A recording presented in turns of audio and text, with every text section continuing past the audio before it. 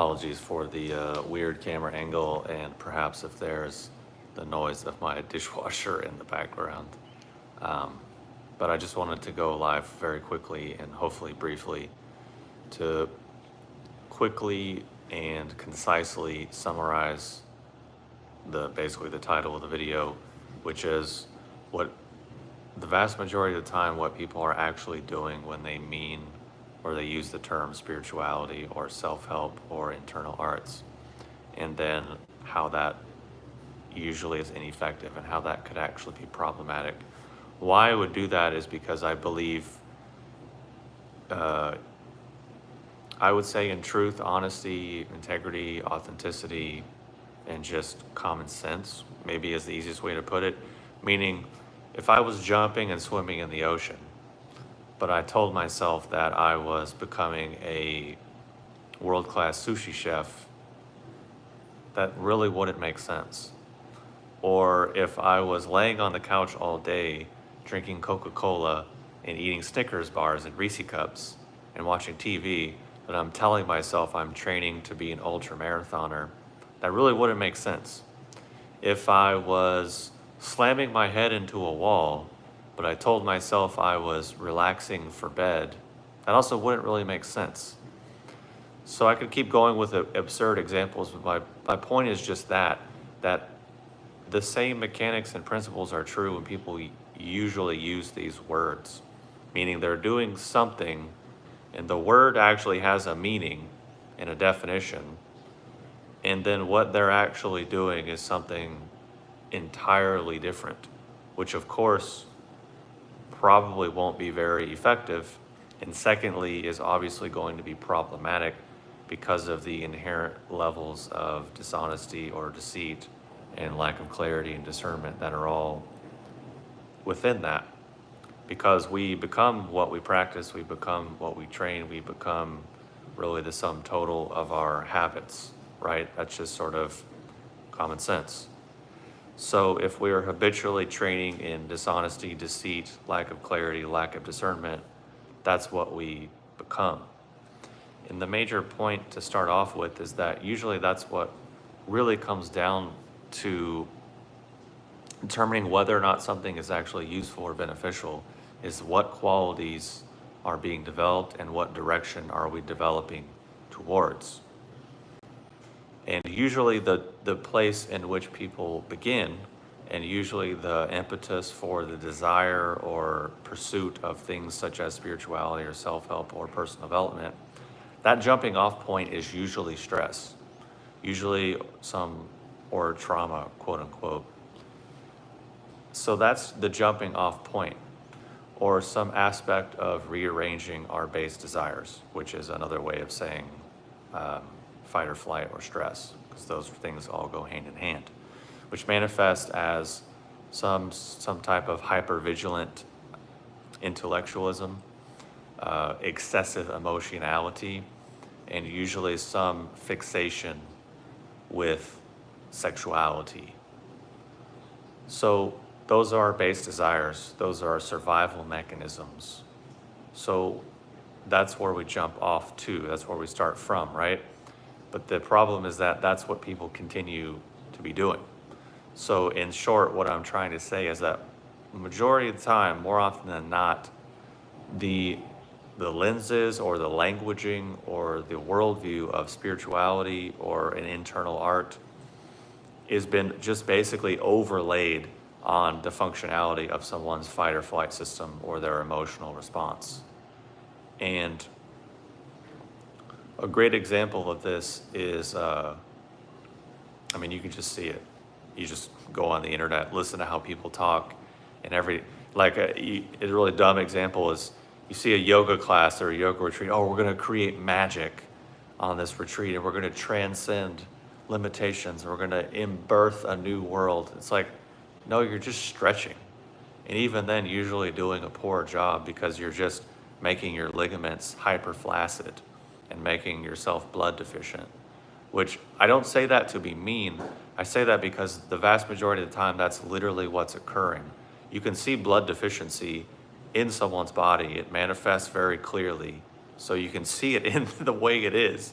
And then you can look at the way people move and the mechanisms under which by their quote unquote stretching, and usually it comes down to them hyperextending and making their joints and the ligaments and the connective tissues around their joints hyperflaccid and hypermobile. I don't say that to be mean. I just say that because that's accurately what occurs over a long enough period of time. Of course, there's exceptions. Of course, there's whatever. Fill in the blank. I'm just using an example to illustrate a point.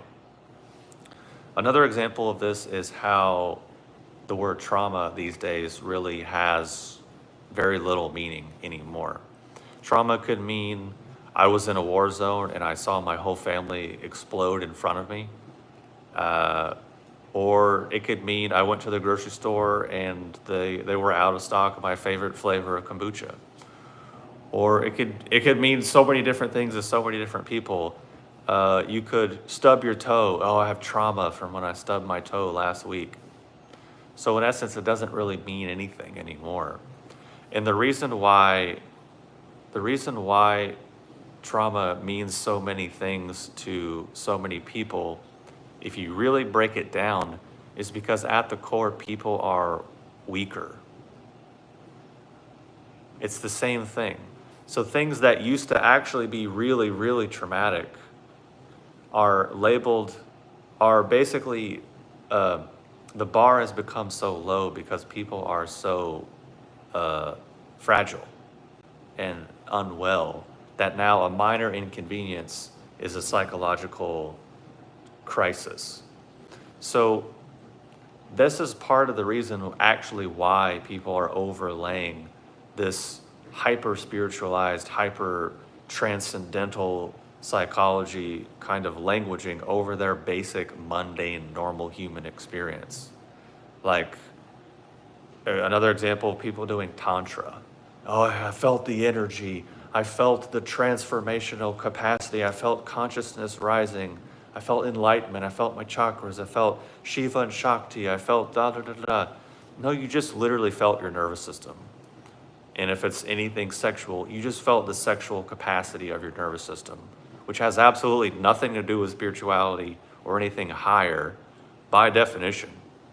It's like saying, oh, I took a shit and my crown chakra opened. It's like, no, taking a shit is like one of the lowest base functions of the mammal organism. That's it. And if you're labeling as anything more than that, that's kind of insane. It's again, if I came on here and said, hi, I'm speaking in 12 different languages at the same time. Can't you tell? Look, I'm channeling in Mandarin and ancient languages, but I'm speaking English. That would be insane. Like, I don't know, and again, I don't say that to be mean. I say that because that's what the word actually means. But I'm trying to get across the point that we are at such a low point in humanity, and people are so fragile, people are so dysfunctional and so wounded or whatever, that the bar has become so low, and that they're just layering all of these things that don't actually mean what they think it means over their mundane, basic human experience. And that's obviously problematic for many reasons. And I feel like a moron for even having to say this out loud. But I can tell you, it's not a popular view, it's not a popular opinion, because people will think I'm just being mean. Oh, he's harsh, he's critical, he's judgmental. He doesn't get it. He hasn't had the experiences. He's numb. He's too cerebral. He needs to get into his body. Da, da, da, da, da. They just throw in all these defense mechanisms. Like, no, I'm saying it because it's true. It's true based on logic and rationality and based on, like, actually not being insane. So I really want to drive that point home about the functionality and dysfunctionality of overlaying these things over the incorrect definitions of the terms.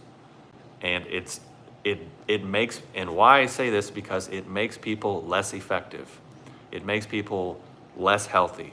It makes people more tired, more drained. It creates more digestive imbalances. It creates more nervous system disturbance. It is not good for people. Just in the same way that we could look at so many dynamics in the media, let's say, or society, if we're people who take that stance, oh, it's against us, it's harming people. I'm telling you conclusively that all of this ubiquitous adoption of spirituality and new age and hyper psychology therapy sort of speak is doing the same thing, but people are actively and willingly doing it to themselves. They are making themselves less effective, more confused, more deluded, more stressed, more anxious, more depressed, less healthy, less vital. And if I'm wrong, I'm happy to be wrong. I hope I'm wrong. However, the observation that I've done over the last 15, 20 years being in this industry, pretty conclusively, people are not better. If we just take a step back and let's look at the 60s in America, when a lot of these ideas became more widely adopted. Are things better or worse since then? We're living at a time where there's more information, more healing modalities, more diets, more biohacking, more therapists, more healers, more plant medicines than ever before, yet people are getting worse and worse and worse and worse. And what do I mean by that? More stressed, more anxious, less able to deal with life, more traumatized, more hyper reactive, more polarized in their thinking, more reactive to their thinking. And a great example of everything that I'm saying is if anything I'm saying is offensive or triggering. Because things are only offensive or triggering if we have a hyper emotionalized, polarized view. That's really the only reason. Like if I went outside and I said it's not raining, but it's raining, throughout most of history, no one would really have a problem with that.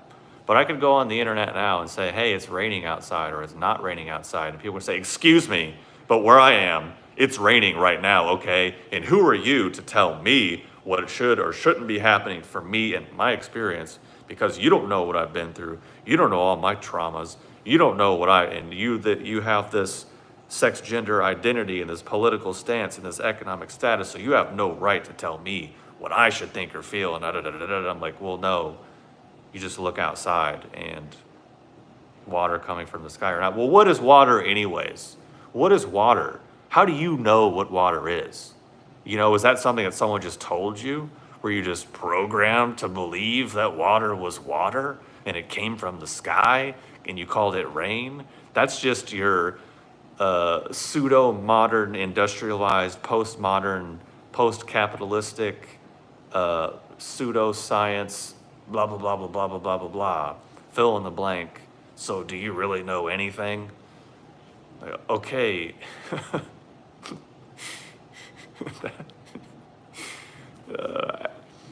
And I can tell you verifiably, there's a point to where most people will react in that way, regardless of the subject. Because as humans, we like to take polarized, hyper-emotionalized views because it makes us feel strong and empowered, which obviously there's a certain usefulness to that at a certain point, yet beyond that, and especially if it's not even remotely true and not even remotely beneficial or functional, then you can see how it creates a real strong downward spiral. So for example, if a person is, let's say, a tantra yoga person, right? Just as an example, and they think they're tapping into all these energies. They think they're tapping into higher consciousness and opening chakras and healing traumas and generational wounds and ancestral wounds and planetary wounds and hearing the angels and light languages and fill in the blank. But in reality, they're actually just hyperstimulating and screwing up their nervous system and feeling things rushing and tingling and heat and cold and buzzing and all these types of things. But that's just literally stressing their nervous system, which anyone can do. If you just hyperventilate, you're going to stress your nervous system. If you just jump in cold water, you're going to stress your nervous system. And you exist in a hyper state like that, you're going to be hypersensitive to everything around you because your nervous system is fried. But then you tell yourself, oh, that's progress, that's conscious, that's development, and now you develop a strong polarized identity that somehow you're better than everyone else or superior or tapped in because you've had these nervous system stress experiences. Can you see how maybe that might not be functional or useful or healthy or productive for anyone involved in any way, shape, or form, in any capacity whatsoever, and how that might actually lead someone to a really dysfunctional state? And again, I just want to say, I'm not saying this to be mean. I'm not saying this to put anyone down. I'm not saying like, oh, people are fucking dumb, man. Fucking morons out there. The world's stupid. I'm so smart. People are so stupid. Oh my God, I'm so hilarious. No, I don't care about that whatsoever. I'm saying that, personally speaking, I've been through this. I've seen it. I've observed it over 20 years. And hopefully someone can hear what I'm saying and look at and discern for themselves and hopefully make a different decision. And then hopefully resolve themselves out of some degree of stress, or at least develop some degree of more clarity and discernment. Because maybe I'm going to a little bit of an extreme, being harsh and judgmental or whatever fill in the blank term, because there's a deficit. So if being around someone who's on an extreme can somehow make things a little bit more clear or apparent. Because if I just came on and said, look, everyone's just on their own journey, and we're all just figuring it out, and no one really knows what's going on, and no one really knows what's up or down, and everything's relative, and everything's subjective, and everything's up in the air, and it's just my opinion, my subjective, da da da da da, and do you and do what's right for you, and da da da. And we don't really know anything. We can't really know anything, and I don't really know what I'm saying. I don't really believe in what I'm saying. I just think, we're all loving, perfect, beautiful beings, and the world's already perfect and beautiful as it is, and Jesus loves you, and God loves you, and the universe loves you, and everything's perfect, and you just need hugs and kisses and warmth and love and affection, and, look yourself in the mirror every day and tell yourself you love you, and, blessings and light channeling beings, and namaste. In actuality, I didn't say anything. Nothing. Just a bunch of word salad, word soup. That means nothing. It's functionally useless. But it makes people feel good in the moment, so they think, wow, that guy really gets it. His default emotional state is kind of nice and kind and warm. He must be spiritually evolved. He must be really skilled in the internal arts because he's kind of like Santa Claus. He's just warm and jovial, and he makes me feel good, and that's really all I'm after. And the fact of the matter is, that reveals the level of functioning and the dynamics that I'm describing perfectly. The fact that that's what people love and respond to and are attracted to and value and label as being the top of the mountain shows you where they're coming from. Personally speaking, I look at it like this. If my kitchen sink was leaking, I would want someone who could come over and say, oh, hold on. Oh yeah, I see how it's leaking. I see why it's leaking. Here's what I'm gonna do to fix it. Okay, see ya. And then he might say, hey buddy, maybe don't put your tea leaves down the garbage disposal. I would say, oh my God, how dare you say that to me? This is my sacred plant medicine ritual where I'm imbibing cha chi and doing gong fu cha and merging with the Tao. How dare you insult my sacred tea ritual? No, I would say, oh, that actually kind of makes sense because the garbage disposal and the pipes, and yeah, maybe that is what caused the problem. So unless I want to see you again and continue paying more money, I'll take your advice because you're an expert or you have some degree of authority or expertise or problem solving capacity within this context. Oh, sure, easy, problem solved. I don't need the plumber to come in and say, hey man, you look great today. Go out and make it a beautiful, wonderful, blissful day, you beautiful soul, cosmic being. You're actually just God incarnate, and everything's perfect and wonderful, and it's gonna be okay, you're okay, and everything's okay, so don't worry about it. And then he leaves, and I'm like, oh shit, I feel amazing, but my sink's still clogged. Oh well, I feel amazing, it's fine, that's all that matters. Oh, but my sink's still clogged. It's okay. I feel amazing. That's all that matters. Yeah, but your problems haven't been solved. It's okay. I feel great for now. But then I go back on social media and I realize, shit, I'm not living my dreams. I'm not fulfilling my authentic higher purpose. Oh, I'm driving in traffic and someone cuts me off and I start screaming at them and I think, oh no, I haven't healed all my ancestral generational trauma. And, I saw my teacher yell at someone once and I saw my dad yell at someone once. So maybe I inherited this intergenerational trauma and I have this toxic shadow that I need to heal. Oh, okay. I need to go on social media. I got to go to this plant medicine healing retreat because I need to heal my shadow and I need to get in touch with it and sort through my unconscious. Oh my God. I go to the ayahuasca healing retreat and shit and piss and puke and whatever and purge and have this experience. And oh my God, I feel amazing. I'm just in touch with my shadow. Oh, wait, but my sink is still clogged. Oh, it doesn't matter because I feel really good. And now I have all these people around me that mirror this back to me. So I get all this social credit validation.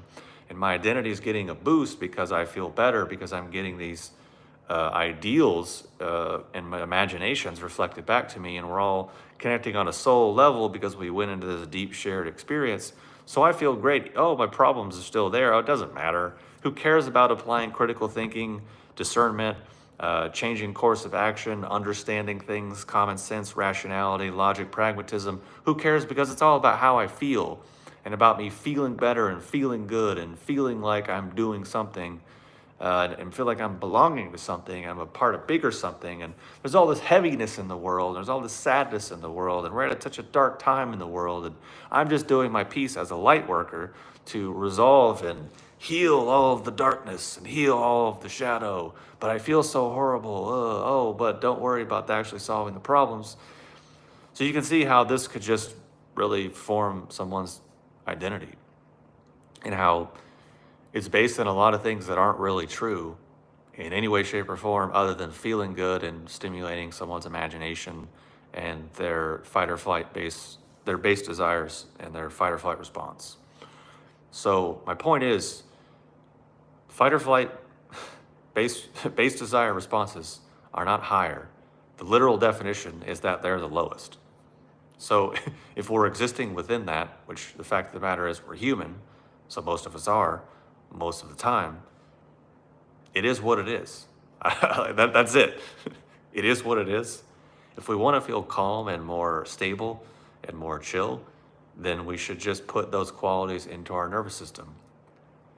So I don't think blasting our nervous system with hyperstimulation and a bunch of drugs, chemicals, Kundalini breathing, cold plunges, Wim Hof, excessive mental stimulation, that's putting us into more stress and more of this. That's what that's doing to the nervous system. Oh, but I feel calm. But I'm really chill now because I'm spiritual. No, you're just stressed. And over time, that will produce more stress because that's the quality that we're building. Simple as that. I don't know why that's a mystery. I don't know why me saying that is mean or harsh or critical or judgmental or not loving or any fill in the blank pejorative or ad hominem attack or whatever it is. Here's my opinion. Here's my view. Here's the logic and rationality behind it.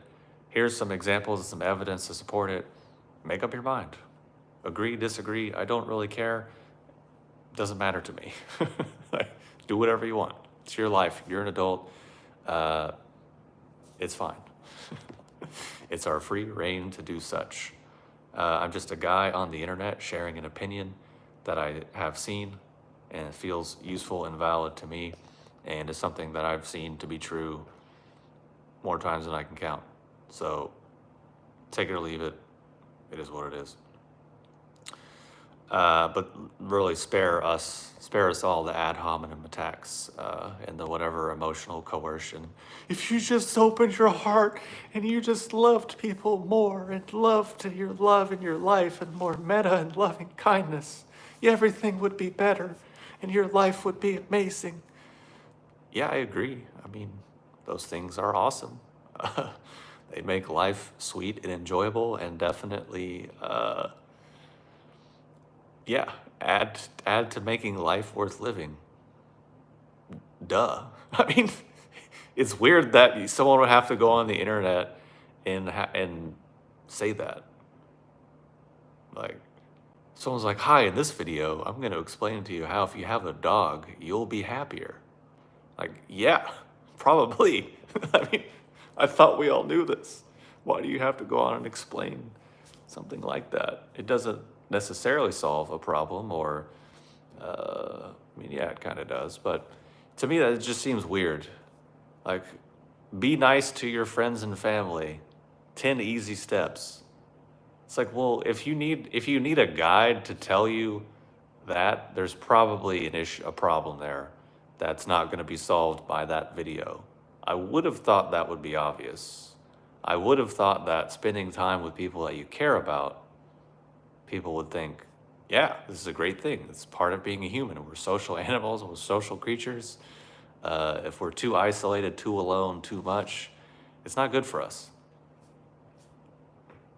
Imagine that.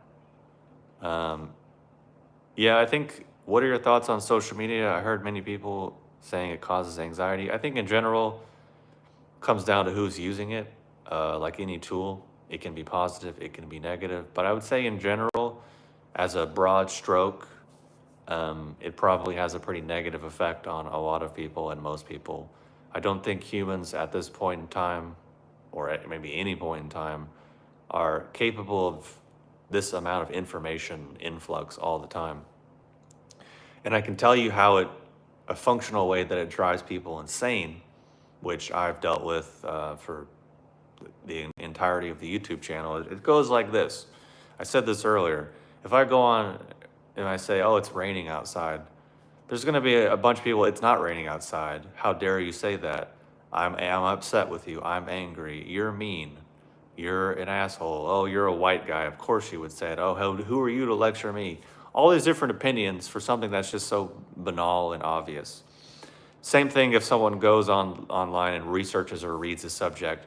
They basically just get a bunch of opinions from a bunch of people who usually don't really know what they're talking about and are operating from an extremely uninformed, emotional position.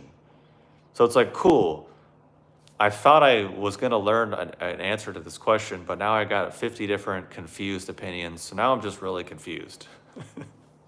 That's oftentimes what happens. So I think if a person already has the ability to easily sort through information, high level discernment, clarity, critical thinking, the ability to process and sort information, then yeah, social media and the internet can be very useful as a tool. But I don't know that that's at a very common quality from what I've seen. So therefore, I think it just drives people absolutely insane. And I see people just getting into the most trivial, banal arguments and conversations that are so far removed from anything useful or productive or even remotely accurate that I think it drives people absolutely insane. Which a side effect of being insane is having anxiety, because another factor with the anxiety is just things running. Your brain is just constantly running. So what happens and what creates anxiety is open loops. So because a person cannot think clearly, their brain computer problem solving system is just always running. But because it's not trained properly, it's just all the time. It's just doing that all the time because it's not trained properly. Because it should just say problem, solution, done. Or like thought, functional conclusion, done. Issue, functional conclusion, done.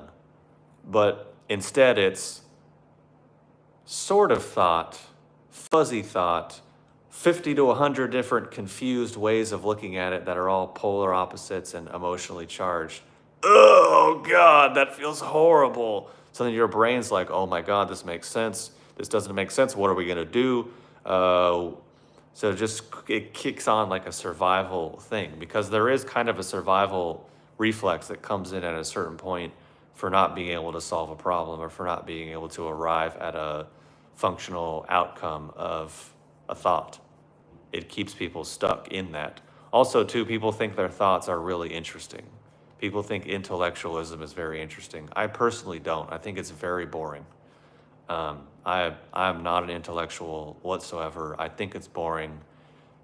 I ignore the vast majority of everything that I think. I really don't care. I'm not that interested in it, and I'm trying to be less interested in it.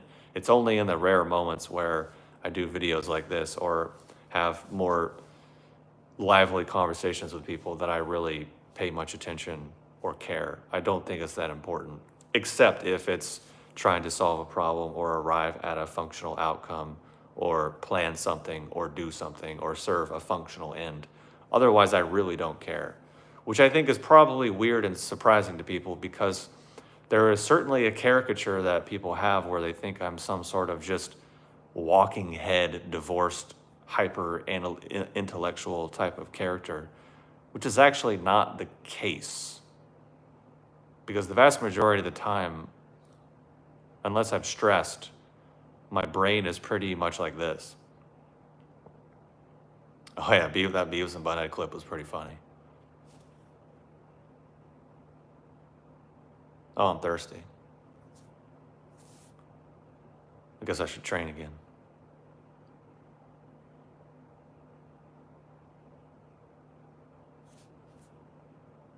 It's mostly it. Not necessarily a lot going on. it's it's pretty dumb in there a lot of the time. But people assume I'm just walking around like some PhD dork all the time. Well, have you read this study? Have you read this? Have you researched that? Have you thought about this? Have you thought about that? Have you read this book? Have you read this? Da, da, da, da, da, like that Portlandia skit. I don't know if anyone saw that. Where did you read? Did you read? Did you read? Did you read? It's exactly that. But yeah, that's not the case at all. So sorry to disappoint. Really not that important. But my point is that people think their thoughts and their emotions are very important. So they put a lot of emphasis on them. So they get more of them. So they go on social media, which takes the things that they emphasize and feel important and really confuses them and really fractures them and attacks them from many different angles. Again, depending on how you use the algorithm and how skillful someone is in their usage of the tool. There was an earlier question. Have you ever experienced something supernatural or unexplainable to your mind? If so, what was it? Thanks. Yes, I have many times over in many different contexts. And I would say I do experience things of that on a daily, regular basis. I would say to some degree that is an aspect of internal training, at least that I'm doing, where it's really not necessarily that supernatural, but I guess a lot of people would consider it that, and actually would be quite unexplainable and actually can have some logic to it, but also at a certain point really makes no sense at all and really defies logic and our normal rules of physics and normal understanding of the world. So yeah, I would say that is pretty cool, pretty well versed in it, but it doesn't, like I said, it doesn't really matter. Which again is another weird stereotype people have. Because I'll speak critically, I guess, of certain topics, like, oh, he just doesn't know. He's just never experienced it. He's just a materialist. He just only believes in the physical world and the physical body. Actually, no. My actual worldview and my actual belief system, my actual experience is pretty strange and odd and esoteric and quite out there, and probably a lot more cosmic and spiritual and even religious than a lot of people would probably assume. But the thing is that's my worldview and my experience. And I don't think that's useful to necessarily put on the internet for strangers to basically disagree with and shit all over and poke holes in and or completely misinterpret. Because if I just say basic common sense things and people misinterpret that and misjudge me and misappropriate and develop all these weird caricatures, I wonder what they would do if I started just actually talking about a lot of the really strange or cosmic, supernatural, out there, weird stuff. I don't think that would necessarily go over too well. So I don't do it. That's not to say if in a one-on-one situation with friends or people I'm close to, or if it's actually relevant, then sure. But the thing is like,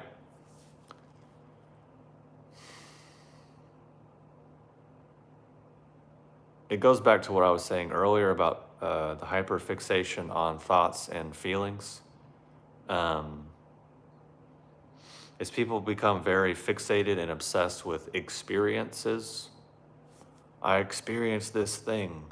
I felt this thing. Who cares? It was an experience. It was cool, but it's gone because it was an experience. It's like, yeah, I'll just say that. An experience is different than a developed inherent natural quality. I would rather have the inherent developed natural quality, so it's just there all the time, rather than, oh, I had an experience and it was amazing. But that's what's the commonality of, I guess if we simplify everything that I've been saying, it's just basically that obsession and fixation on feeling and experience versus actually transforming internal qualities. I've seen some people say mushrooms taken internally cause fungus overgrowth in the body. Would love to know your thoughts on that. No, it's a fair question. It's something that's come up a lot. I think it just boils down to clarity of terms. I think if a person already has a fungal overgrowth issue, and let's say they go to the salad bar at their local buffet and start eating those little raw button mushrooms, yeah, probably not a great thing. But the fact of the matter is, I think that statement's mostly untrue. The derivative or the etymology of that is really puritanical, extreme health people. I won't go too far into that, but I'm just saying it's not true. It's like the fact of the matter is a lot of mushrooms are actually antifungal, antibacterial. Reishi, chaga, cordyceps, lion's mane, shiitake, maitake, etc. down the line. Obviously, yeah, if you eat those raw, maybe not the greatest move. You cook them, put them in a soup, a soup or a stew or a stock. For some reason, I wanted to blend them into one word. Soup, stew, or stock. Or take a hyper concentrated hot water or dual extract like from Hyperion, then it's actually antifungal, antibacterial, antimicrobial, immune supporting. So yeah, it's just again another one of these examples of how people were very well intentioned on the internet, but also very misinformed, and lack the ability to discern the difference between reishi extract, lion's mane, cordyceps, fill in the blank, versus raw button mushrooms on the salad bar. Those are obviously not the same thing. I guess, yeah, technically they are all mushrooms, but it's not really the same thing. So my point is, like, if people are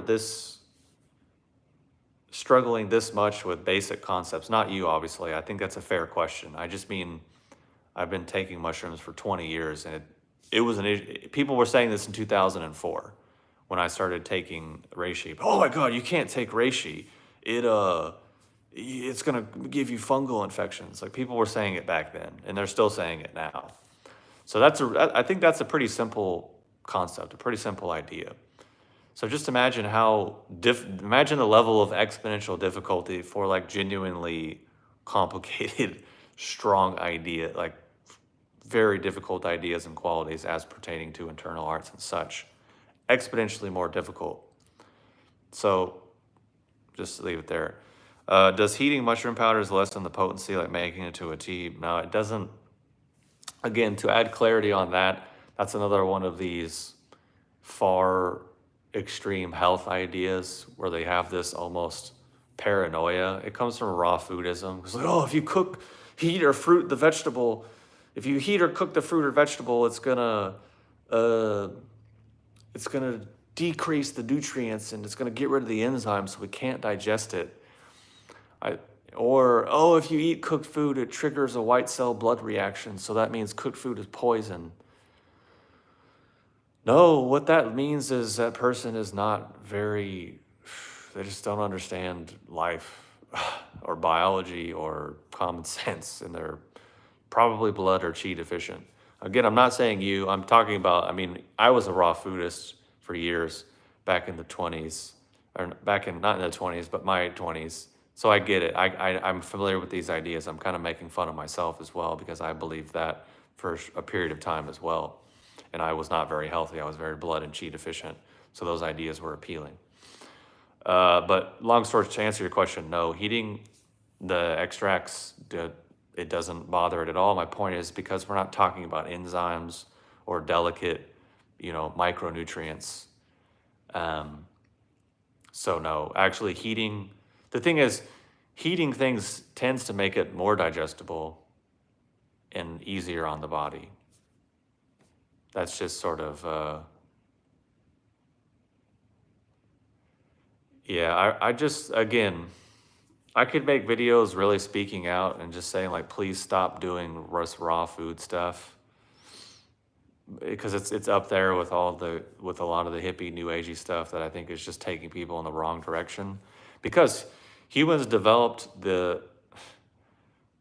like we developed the ability or discovered or whatever. We have this ability to produce fire to cook food. I would say that's a step in the right direction.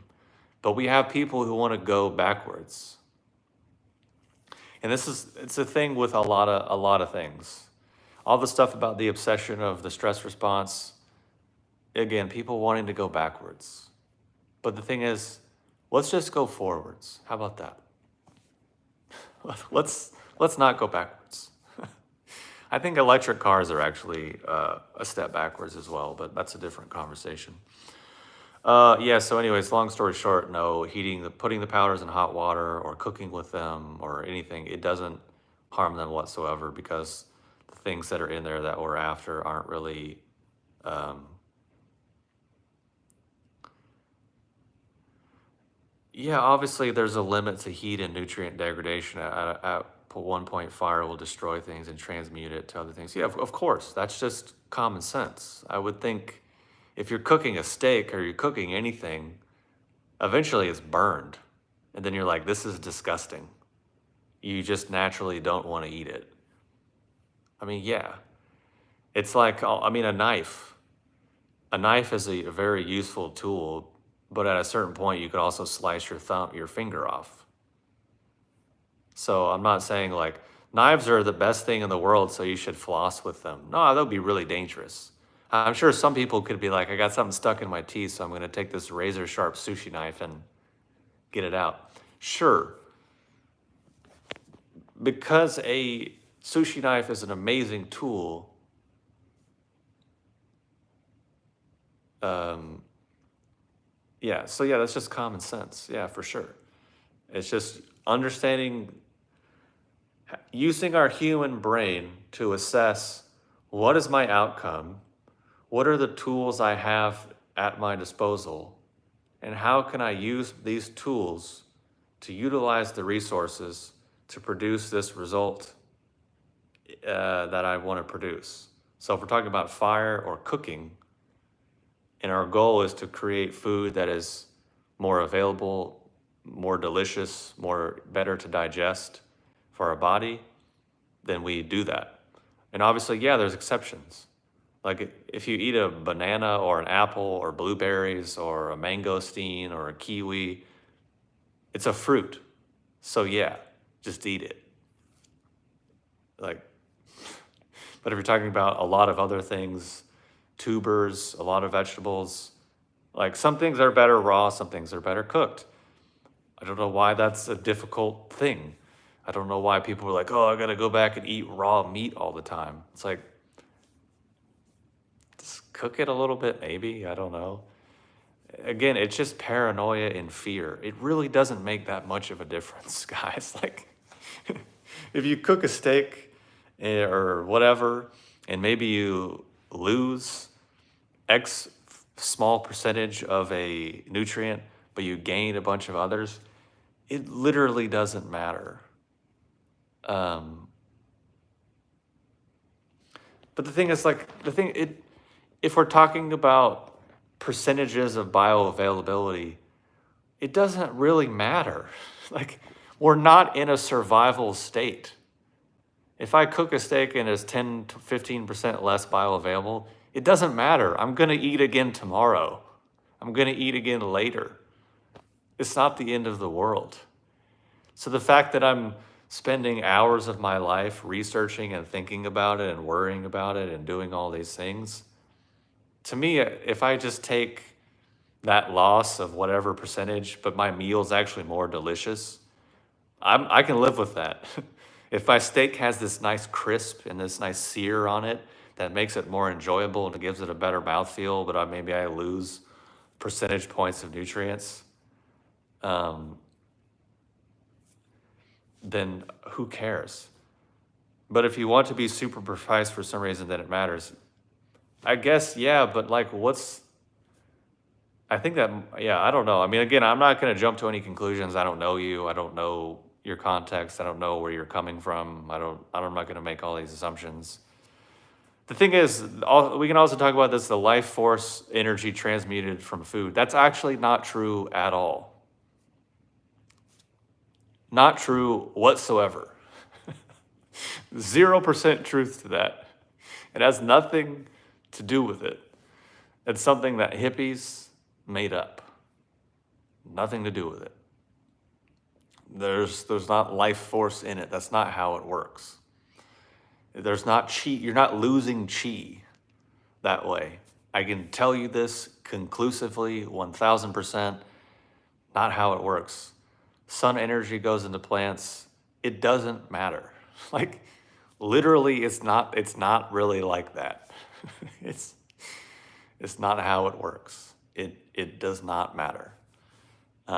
Again, I'm basing this off of, I'll tell you what I'm basing it off of. So number one, there's Chinese medicine, Chinese medical theory. There's Chinese traditional dietetics that go along with that. There's all the food theory. There's all those types of things. Within that, there is the system called the spleen. And that actually has nothing to do with our physiological spleen. It's more of a certain region of our body that has certain functionalities, which is this region here called the yellow court or the solar plexus area. That is the spleen, quote unquote, in Chinese medicine. That is where the energy, quote unquote, or the qi from food is processed. And basically, let's just say Qigong practitioners can develop their qi, quote unquote, to a certain degree that is thick enough that it affects their body in a certain different way. Oh yeah, okay, I get your point. If you're a bodybuilder and you're trying to consume a specific X amount of protein, and sure, I gotcha. Yeah, that's why I'm saying I don't want to jump. I wasn't trying to jump to any conclusions or whatever, or I didn't really understand your context. Yeah, I get your point. People that are doing hyper competitive bodybuilding, they're weighing out their food, they're eating exact amounts of their macros and like measuring and like tracking every single thing from every single meal all the time. For sure. I see that. Personally, that sounds really tedious and miserable and soul sucking and removes all the joy of actually eating. But at the same time, I lifted weights in high school, and I can tell you, you're so hungry all the time and you have to eat all the time that just sucks all the joy and fun out of eating anyways, 'cause it's just like a chore and a meal where you're like, okay, I gotta get the protein in. So, to each their own. People want to do it. Personally speaking, that sounds really miserable, and I just don't want to live my life doing that. I don't really care that much. So beyond those extremes, and also too, I'll say this is something that really annoys me. I think that most things exist on a bell curve, right? So the vast majority of us, the vast majority of the time, are existing in the middle of the bell curve. That's how bell curves work. So within anything I could say, anyone can come along and pull an example from extremes of the bell curve. and say, hey, well, what you're saying isn't true because of this extreme example. Yeah, but we're talking about like the bell curve. There's not that many things that are 100% true 100% of the time, 100% across the board, whatever, whatever, whatever. I think that's like not a really great way to think about life. It's more so if we're going to exist in the general bell curve of things of functionality, depending on whatever our context is, then sure. Like I was talking to someone and I was trying to illustrate the point of objective solid reality that we can all agree upon, and that's actually a useful thing. And their rebuttal was, yeah, but what's an inch to an ant? You know, when bumblebees are building hives, do they care about inches? And I'm like, are you an ant? No. Are you a bumblebee? No. So then it really is completely irrelevant to the conversation at hand. But because people can pull these weird examples out of nowhere, for some reason they think it's useful. But it's actually not useful, it's impractical because it interrupts the conversation. Like a great example of this is identity politics. The functional benefit of identity politics, the vast majority of the time, is that it interrupts productive dialogue. It interrupts productive activity. And it just kind of stops things where they are, which is the aim, whether people realize it or not. Which that over time causes everything to go down, causes people to get dumber, causes people to get less effective, which the net effect is causes society to decay and degrade. What do I mean by that? Identity politics equals cultural Marxism. Look at all of human history. Look at the effects of cultural Marxism introduced into a culture and a society. Look at what it does every single time. It ruins the society and rots it from the inside out, basically so that a new power group can take over. That's it. That's what it does. You can disagree with me on that. It's just history. Go look at it. Go look at it. China, Vietnam, Cambodia, Cuba, Russia, throughout history. People die, societies fall apart, humans turn against each other, practical, logical thought goes away. Everyone loses except for the people that are trying to engender the decay for their own benefit. My point being, the same thing occurs that for a lot of what people are doing in terms of intellectual discourse. It's actually not that, because it's like what I was saying earlier. Does it produce a functional stop point? Does it produce a functional outcome? Is it useful? Is it practical? Does it serve anything? Or does it just say, hey, yeah, but what's an inch to an ant? What's an inch to a bumblebee?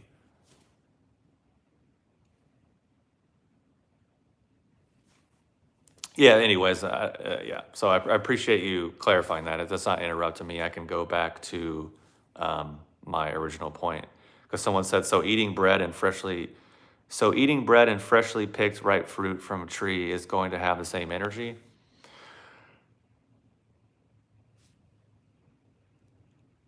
Yes.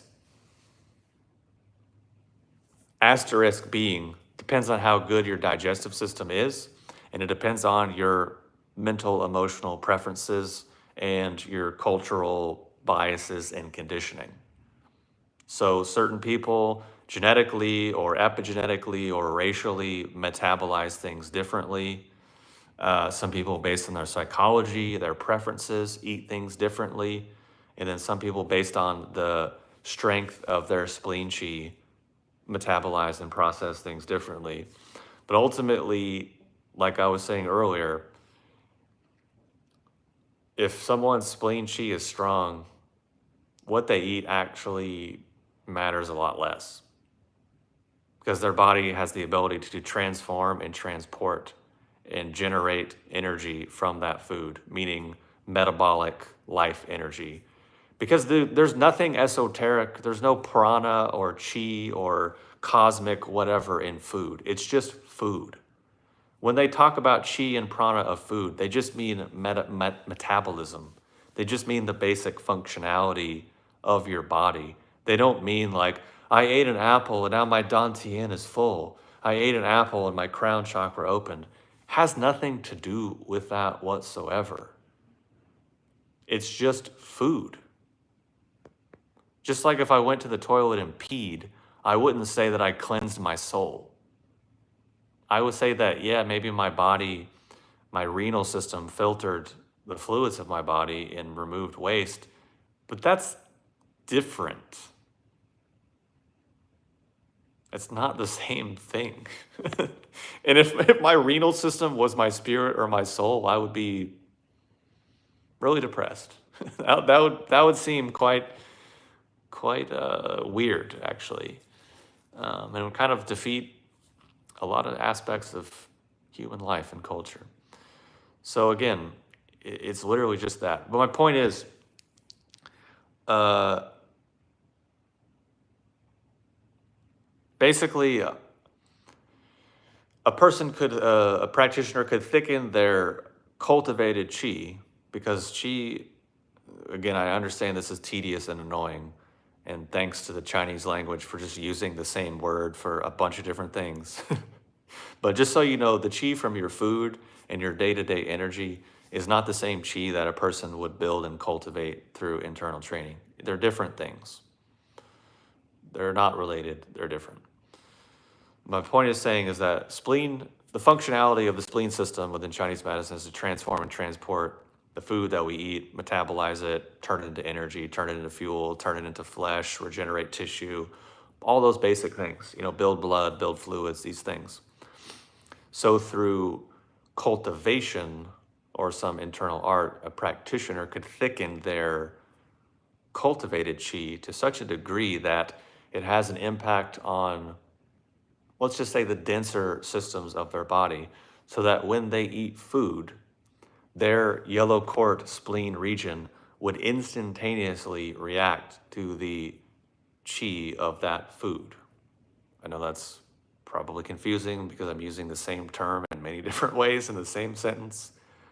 I'm sorry. Just, it's fucking Chinese language. So what I'm saying is, when a person develops that ability, at a certain point, food is food.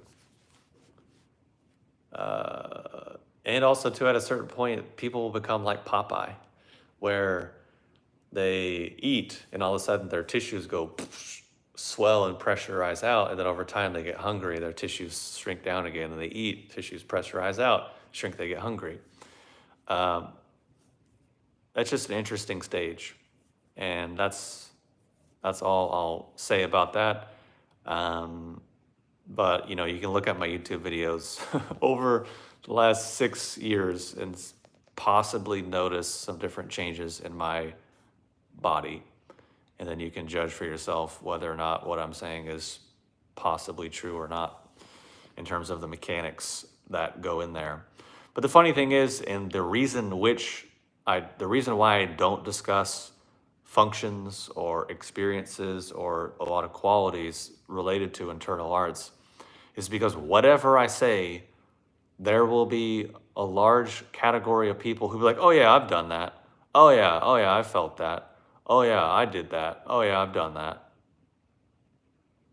And I'm thinking, so you have none of the causes in place, none of the mechanisms in place, but you've done it. Interesting. Person had a question, but they retracted it. I was going to answer it. Something about bloating and something about digestive issues. So from what I can recall from your question, here's what I can say about that from my opinion. I think the vast majority of the time, the reason why people have digestive issues is because they are stressed, because of their nervous system, specifically their vagal tone. If you look up pictures of the vagus nerve, it branches out through here and it runs down. There's a big bundle around the heart. There's a big bundle in the solar plexus, and there's a bunch in the intestines, all the way down through the body. So I think basically people get really inflamed and that nerve gets spasmed out, and that causes a lot of people's digestive issues, autoimmune conditions, mental emotional imbalances, all those kinds of things. So what happens is they think it's a certain food or they think it's a certain thing, when in reality, it's not necessarily the food. It's just because their body is in such an inflamed state that it can't process food properly anymore. So yeah, obviously the logic is try to find something that's not going to inflame you so you can feel better, of course. But that's not necessarily the long-term fix. The long-term fix would actually be rewiring the nervous system and getting rid of the inflammation and the spasm and the contraction in the vagus nerve, which is not easy. It's not quick.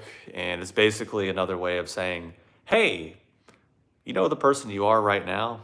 Be a different person. It's kind of what it's saying, unfortunately. All your mental, emotional fixations and things that you think are important, they're not. They're all irrelevant.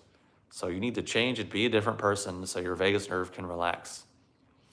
That's unfortunately the harsh truth of what that means a lot of the time, speaking from experience and from just seeing it in a lot of people as well. So yeah, I would just look into that. I have a video about the Pulsetto vagus nerve stimulator. I think that is a nice device that can be beneficial and helpful. But yeah, that's the broad overview, and then you would have to kind of figure out some of those things. Neurofeedback, neuroptimal is also quite useful, because the thing is, people try all these different things, but if their nervous system is inflamed and reactive, things won't really work.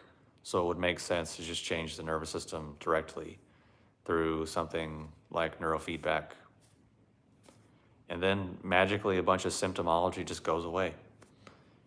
And the thing is, it's people get stuck in kind of a bubble boy mindset of their life, where everything is very restrictive. Can't do this, can't do that, can't go here, can't go there, can't eat this, can't eat that. And it's just, it's not a great way to live. I mean, it's very unpleasant. So yeah, that's what I would say about that. Feel free to ask more specific questions if that wasn't helpful. What's your take on exercise? Where's the line of being beneficial versus detrimental? I think it's hard to discern because it's going to vary from person to person. Some people are stronger, some people are better. Oh yeah, I think definitely a lot of people are way overdoing it if we're talking about in a general sense.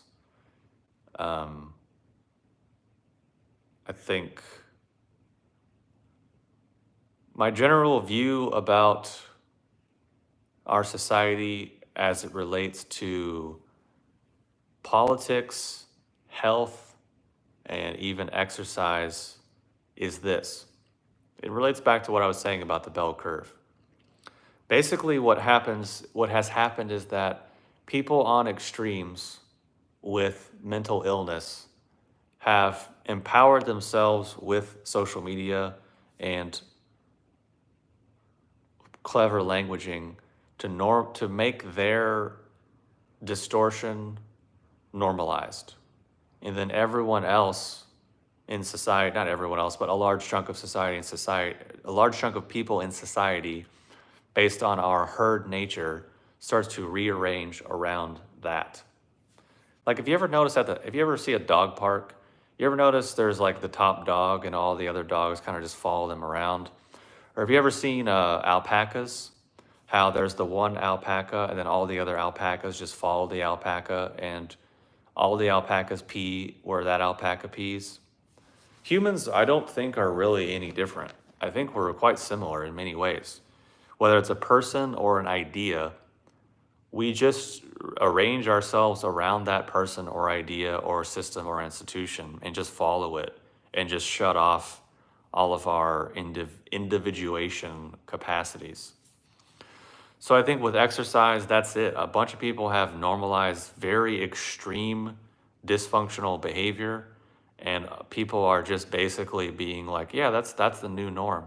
So that's what I've been saying all along about the bar being lowered. This is another example of the bar being lowered to a very distorted, dysfunctional place. And that's the new normal. Everyone's rearranging their normality around that dysfunction. And of course, that's going to cause problems. So yeah, like sure, some exercise is obviously useful and beneficial, but way overdoing it and making it your whole identity, it's going to cause problems.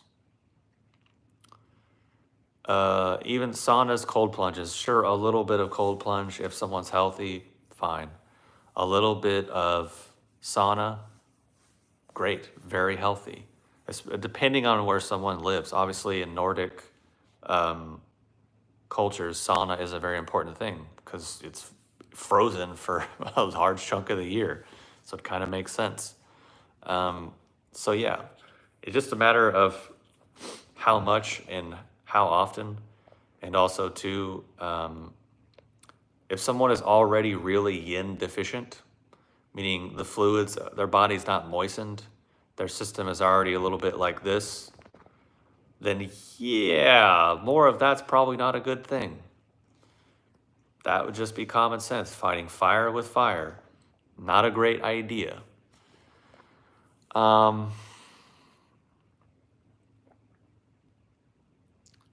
This is another example I can give about extremes being forced and being normalized to deleterious effects.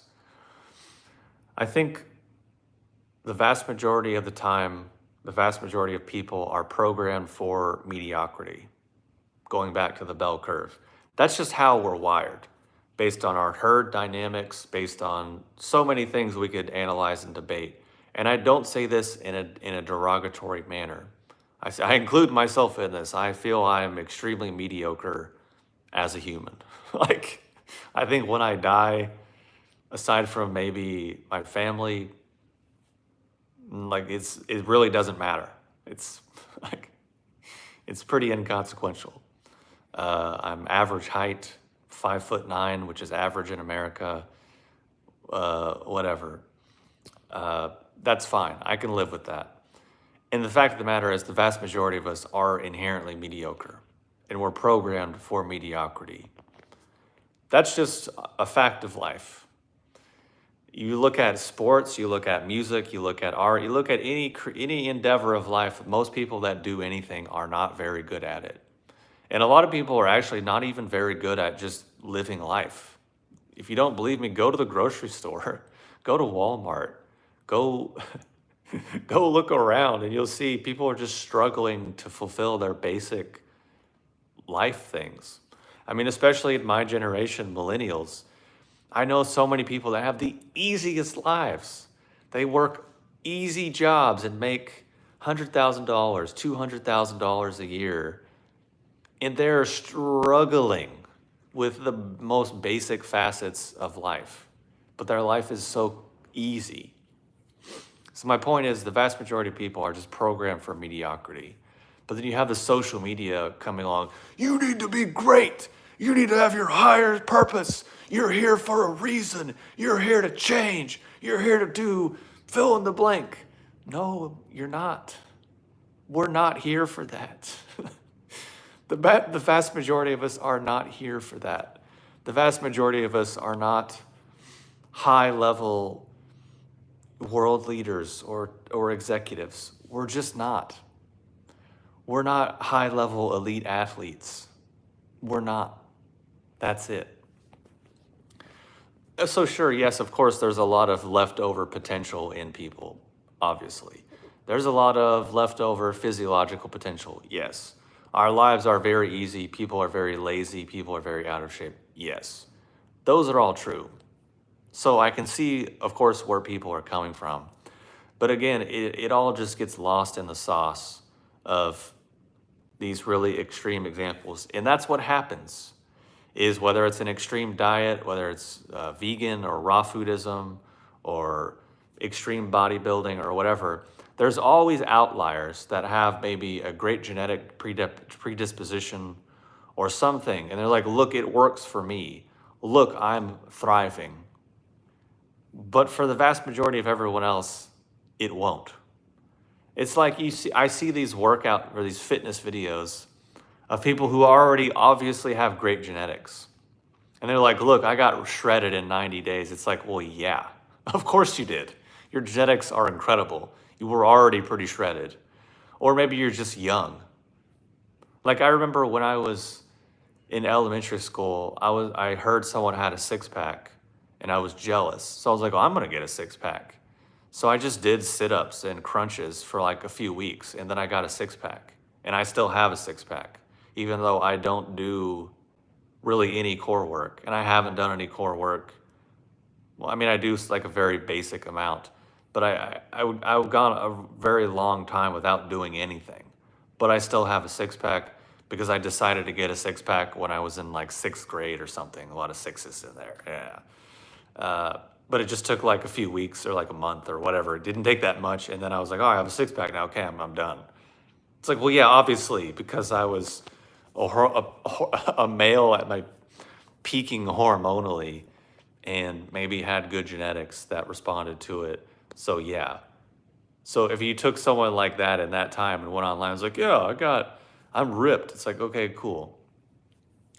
But the thing is, if people want to be vegan or vegetarian, that's their life, that's their choice. I don't have anything against it. Morally or ethically speaking, it's obviously the higher path, of course. But I think there's obviously trade-offs, and there's taxes. I mean, we pay taxes for everything. Meat eaters pay taxes on eating meat. Vegans and vegetarians pay taxes on not eating meat. That's it. And that's our choice as adults to figure out what works for us based on our life. That's fine. No harm in it. Do whatever you want. I'm okay with it. I've been vegan for stretches of time as well. And the thing is, according to Chinese medicine, men can actually be better at being vegan and vegetarian than women. Women are by far the worst at doing that because of their nature, their relationship to blood, and obviously losing it all the time through their menstrual cycle. Men can kind of get by, sort of, because we're not governed by blood in the same way, but there will be side effects, but they can be mitigated and people can get around it. Especially in modern times, there's so many more clever ways of doing whatever. But also, too, according to Chinese medicine, even being vegetarian is very unhealthy. And I just want to shatter this mythology that being vegetarian is not necessarily more spiritual at all. The Dalai Lama is not vegetarian. Tibetan Buddhists aren't vegetarian. Tibetan Buddhists were never vegetarian.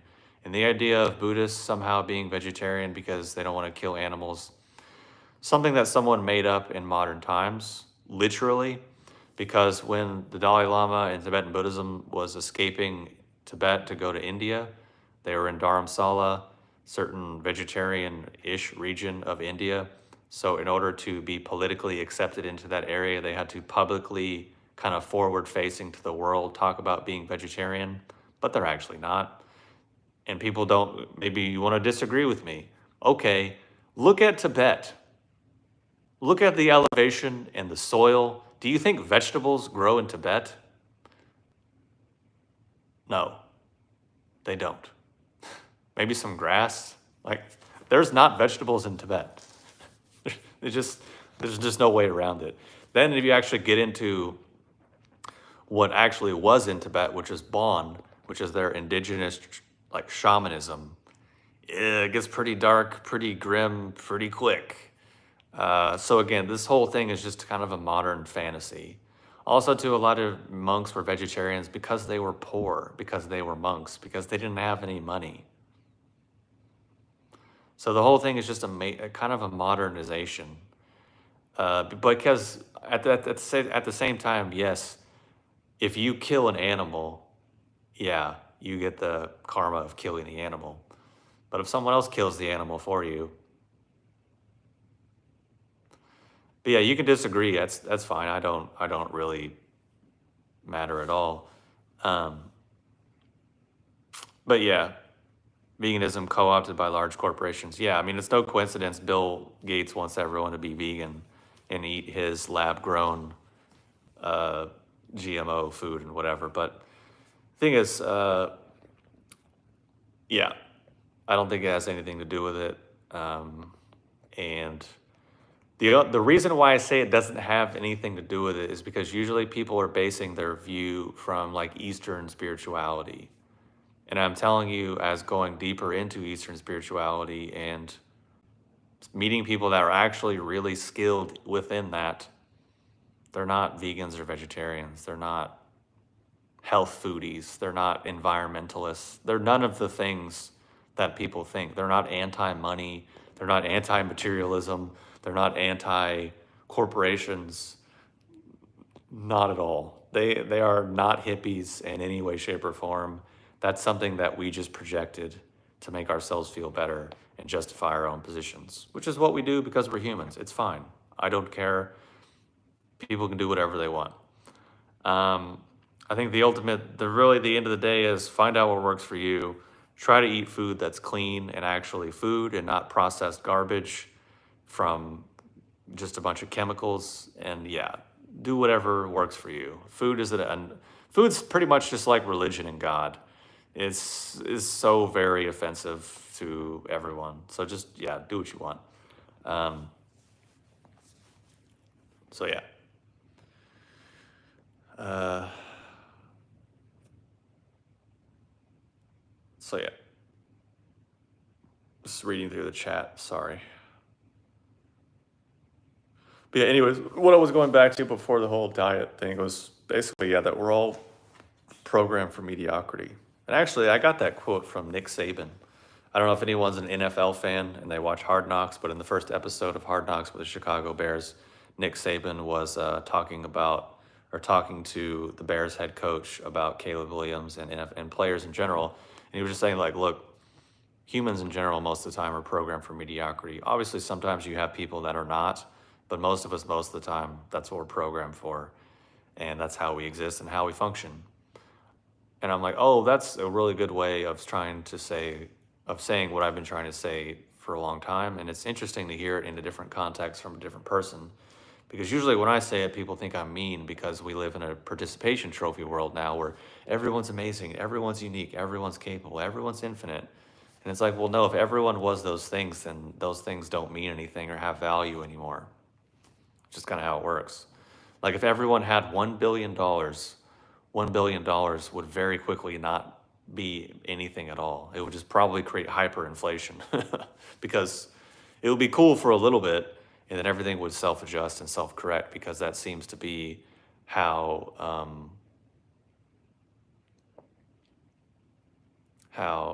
systems function.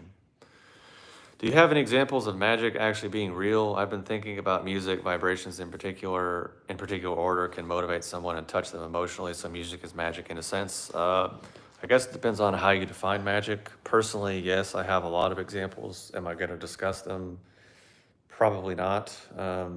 But yeah, I think it is a real thing. But I think, again, it's another one of those terms that's been lowered.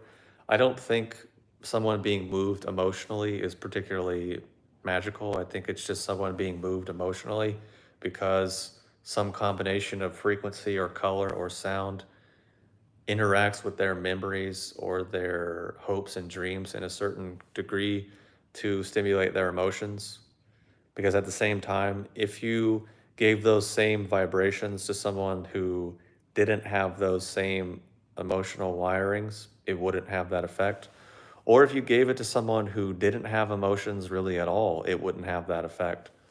Because in essence, emotions are just based in memory and based in past experience or future projection. And within, let's just say, internal development, there is a state to where actually the emotions are ended, where people just don't have them anymore because they don't have memory, because they don't have subconscious, unconscious intentionality. That's just all wiped clean like a hard drive. So things of that nature would have no effect on them. They wouldn't dream. They would take psychedelics and it would do absolutely nothing to them because they don't have anything in the database. Because yeah, when people dream, it's just usually junk in their sub and unconscious rearranging. People take psychedelics, the same thing.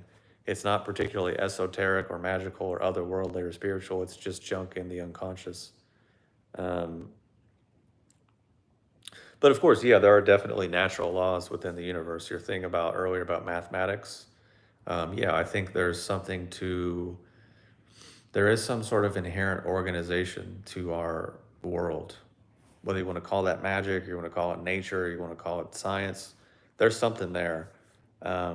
Whether it's Fibonacci sequence or golden mean or golden spiral or flower of life or sacred geometrical patterns or mandalas, like these different types of things definitely I think are a real thing and do play a big piece for our for the physical manifestation.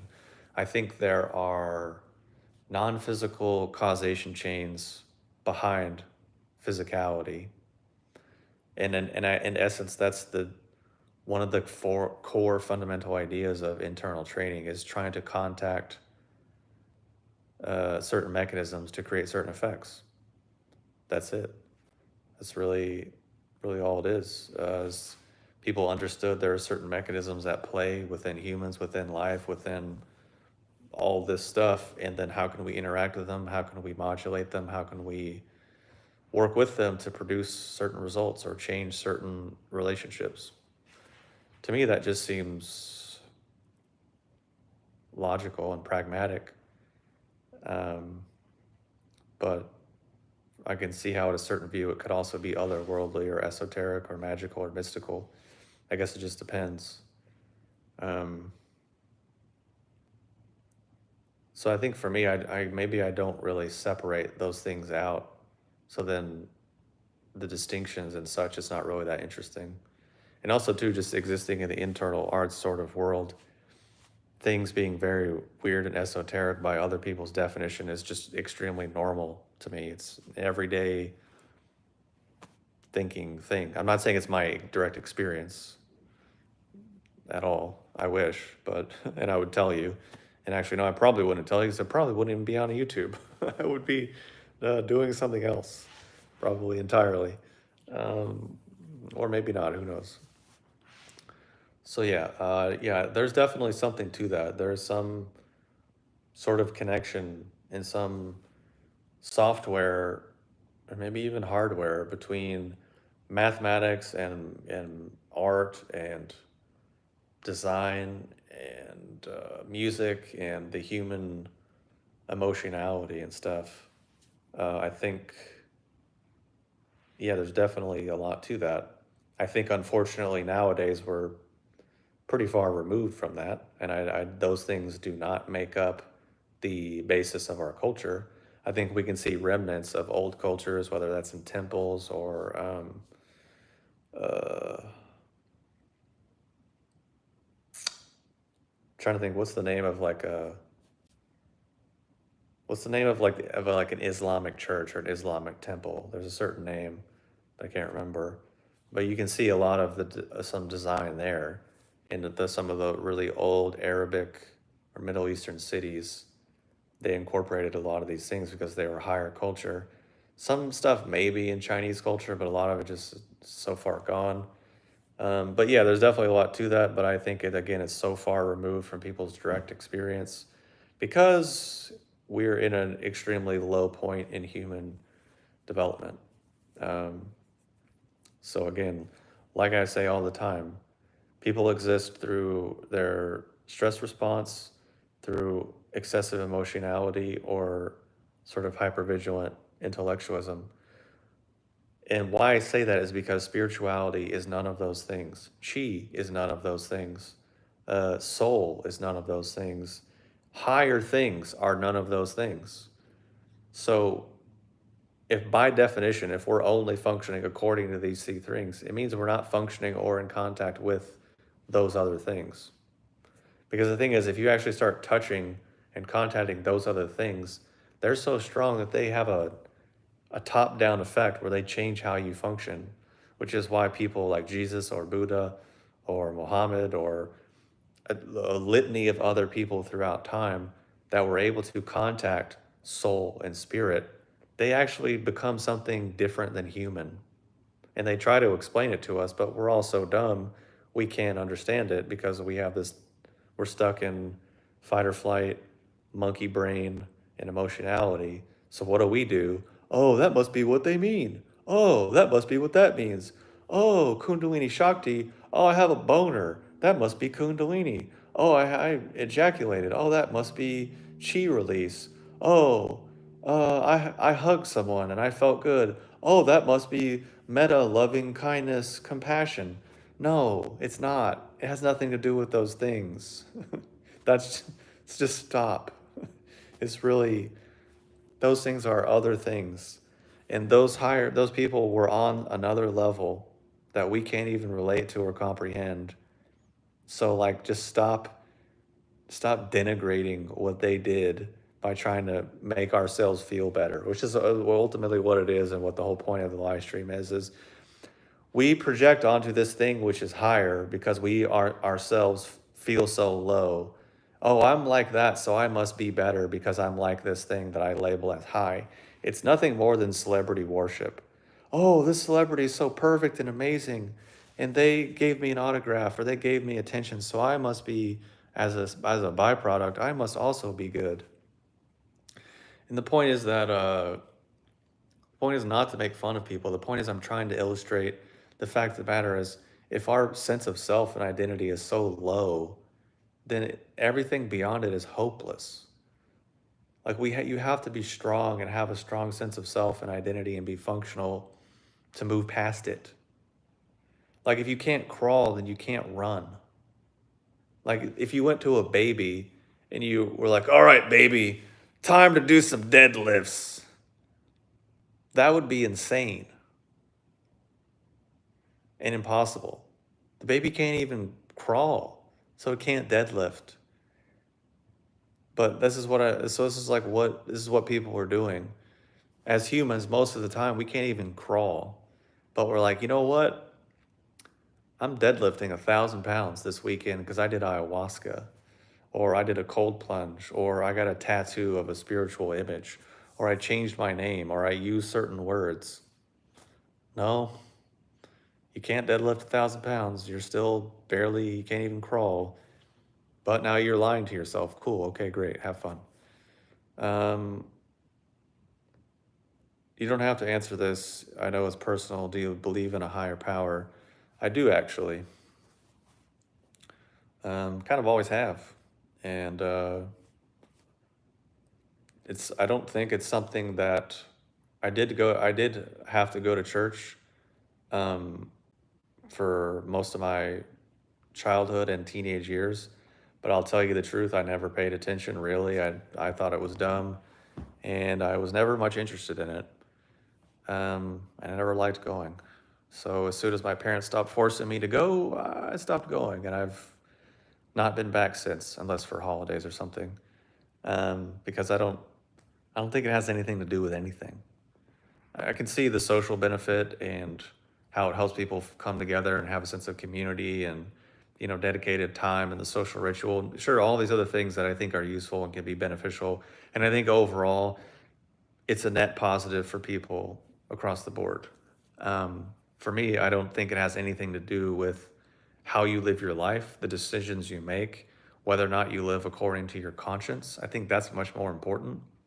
Um, and your sense of humility and devotion. I think that's a personal thing. I think humility and devotion are private. I think it's something inside of someone. I think it's a personal thing. I don't think humility and devotion should be, put on the internet like pornography or bragged about, which is, I think, what every religion and spiritual tradition has said is like maybe just be chill and like keep it to yourself and have respect for your neighbors and respect for other people and don't brag and don't be whatever because they probably understood that the human mind is completely ridiculous and that if we do one thing good, we think we're amazing and we got to go brag to everyone and start virtue signaling, which is contradicts and counteracts whatever good we might have done. So there's always a teaching of like do a good deed, but like don't tell anyone about it. Do a good deed, but don't expect don't expect a thank you. You know, do kindness for others, but don't expect anything in return, and don't talk about it, and da da da. Like, it's obviously there. Whether or not people listen or understand or apply it is a different thing. So I think really churches and all that stuff, beyond the social glue and the community. Personally, I don't think it really matters. There's a lot of people that go to church and they think going to church makes them a good person, but they're not. The only thing that makes you a good person is being a good person. The only thing that gives you devotion is having devotion. The only thing that gives you humility is having humility. That's it. Pretty simple, pretty straightforward, pretty clear, I would have thought. But for some reason, people think all these other things mean the other thing. Like, I'm swimming in the ocean, so um, I must be Michael Jordan, so I'm swimming in the ocean. It's like, nah, well, it's not really, those things are not really the same, but okay. So that's my personal view. I think people can, do what they want and do what they feel is right for them. Um, which I will say one thing on this point. Um, One thing I'll say that I don't think I've ever done, and I don't think I'll ever do, is come on here or even in public and hide behind virtue signaling terms, hide behind emotionally charged terms. Like, I want to say what I think, feel, and believe, maybe provide reasoning, and just stand behind that. And to me, that is more honest and straightforward. Versus I could come on and say, oh, if everyone just had more loving kindness, and I'm saying everything I'm saying with loving kindness and meta and infinite compassion and bliss and love and God's blessing and Christ told me and Jesus told me and God told me, like all these other things, I think that's profoundly dishonest. And I really dislike when people do that. I really don't like when people, hey, brother, I'm saying this to you with ultimate meta and loving kindness and love and compassion. I know something shitty's coming all along the pathway. Or someone says, God told me, I know some self serving, emotionally based thing is coming after that sentence. So I have never done that, I don't think, and I will never do that because I don't agree with it. I'm not going to hide behind some fake virtue or ideals or whatever, and or try to act like I'm somehow morally superior. Um, I know in the past I've definitely have acted like I'm smarter than people and been a dick in that way, which whatever. I apologized. I apologize for that, and I do my best to not do that. I didn't necessarily even mean to. It was just I'd had multiple head injuries throughout my life. I can think of at least 6 major head injuries that I'd had, which didn't necessarily have the best effect on my cognitive function and my nervous system. And also, too, just being somewhat kind of autistic, and I was just annoyed and irritated, is ultimately what it was. I was irritated, and I was just tired of people not understanding what I was saying. And then, so yeah, that's it. So you got me. So, but at the same time, I can live with that. If the worst thing people can say about me is I'm too honest, too direct, too blunt, and maybe a little irritated and grumpy, I can live with that. Like, if that's the worst, because I'm not lying, I'm not cheating, I'm not stealing, I'm not harming people, I'm not deceiving them, I'm not abusing them or belittling them or harming them or taking advantage of people or whatever. So if that's the worst people can say about me, I can live with that. I can sleep at night. And also to try to be better, try to be nicer, try to be softer, try to be better at how things are said and how things are delivered, take more account of where people are, where they're feeling.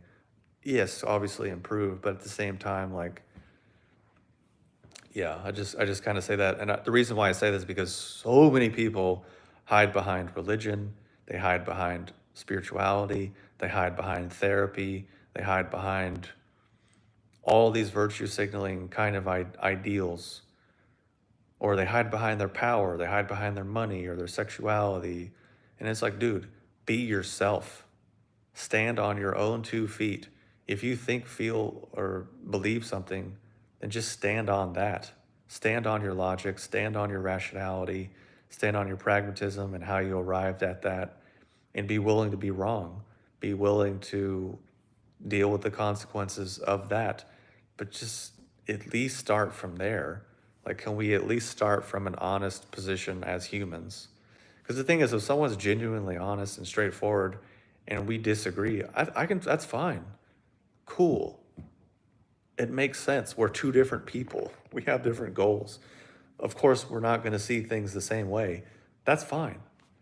But if we're going to come on and be like, yeah, but you're not a real Christian because you said this, and you're not a spiritual person because you said that, or you're not full of loving kindness, meta compassion, you're not woke, you're not conscious, you're not evolved, you haven't done the work. Start throwing with these ridiculous ad hominem attacks and hiding behind all this dishonesty and virtue signaling and parroting and just whatever. It's not serving or helping anyone. And I can tell you the people that are doing that, they're not experiencing more connection in their life. They're experiencing less. They're not experiencing more harmony in themselves. They're experiencing less. Because the more you carry all of that strong, emotional, polarized views and thinking, is the more you have to defend, which is the more you will be defensive, which is the more you will feel attacked, which is the more you will feel stressed, which is the more you will feel worried about being attacked and worrying about being defensive, which means you'll have anxiety. And the more that will occur is the more you will feel depressed. What do the vast majority of people function and deal with emotionally? Anxiety, depression, stress. Why do they experience anxiety, function, and stress? Usually because of these hyper emotional polarized views. What has basically every religion, every spiritual tradition, even philosophical tradition been saying? Don't do that. like, like, that's it. That's what they've been saying. That's like that's kind of like the starting point. Because if we're existing in that way, we can never move past it, which means we can never move and develop up the chain. Um, so yeah, but again, that's just logic, that's just rationality and trying to reflect and understand. Because there's this idea that the old teachers of the past golden ages were somehow hippies. They were just like, dude, isn't it crazy how like the trees grow upwards? Oh, maybe wood energy expands upwards, bro. Oh, dude, that's crazy. All right, let's write that down, man. Crazy, like trees and wood energy, man. So like I sat in meditation, dude, and like my spine felt like it went straight up, dude. And like, bro, like is this like total wood energy? You know what I'm saying, bro? Oh my god. Oh, yeah, dude. Like God, it's like, oh my God, dude. Like people think this is how the masters were and how these traditions were formed. Why? Because that's how they function. So they get into this nature fetishing sort of thing. That's really not how it was at all. I don't think. I've never encountered anyone that's skilled, that functions like that whatsoever. Like if you think I'm a dick, you don't want to deal with those people. If you think I'm an asshole, you don't want to deal with those people, all right? Because it's, yeah. My point that I'm trying to get at is it was arrived at through, actually, no, I don't really want to go down that because there's, yeah, I don't really want to go down that. I'll just say this. In terms of Chinese medicine, here's an example. Let's say you were a human being and you had the visual ability to perceive the chi realm. So if you looked at a person, you could visually perceive all of their acupuncture channels. Wouldn't that be easy to map out their acupuncture channels? Well, easy in quotes, but it would say it would be easier than learning it in a book, which is what we're all doing. Oh yeah, here's this point and this point and this point and this point, and memorizing it. What if you could just see it and be like, oh yeah, it's right there. I can see it. I can see all your channels. What if you could look at someone and see all the organizational fields around them? What if you could look at the natural world and see all of the interconnections of things? You could look at the stars and see how they're all connected and interrelating. That's in many ways where things came from. Came from people who were basically like gods, all seeing, all knowing, omniscient, omnipotent, not like us.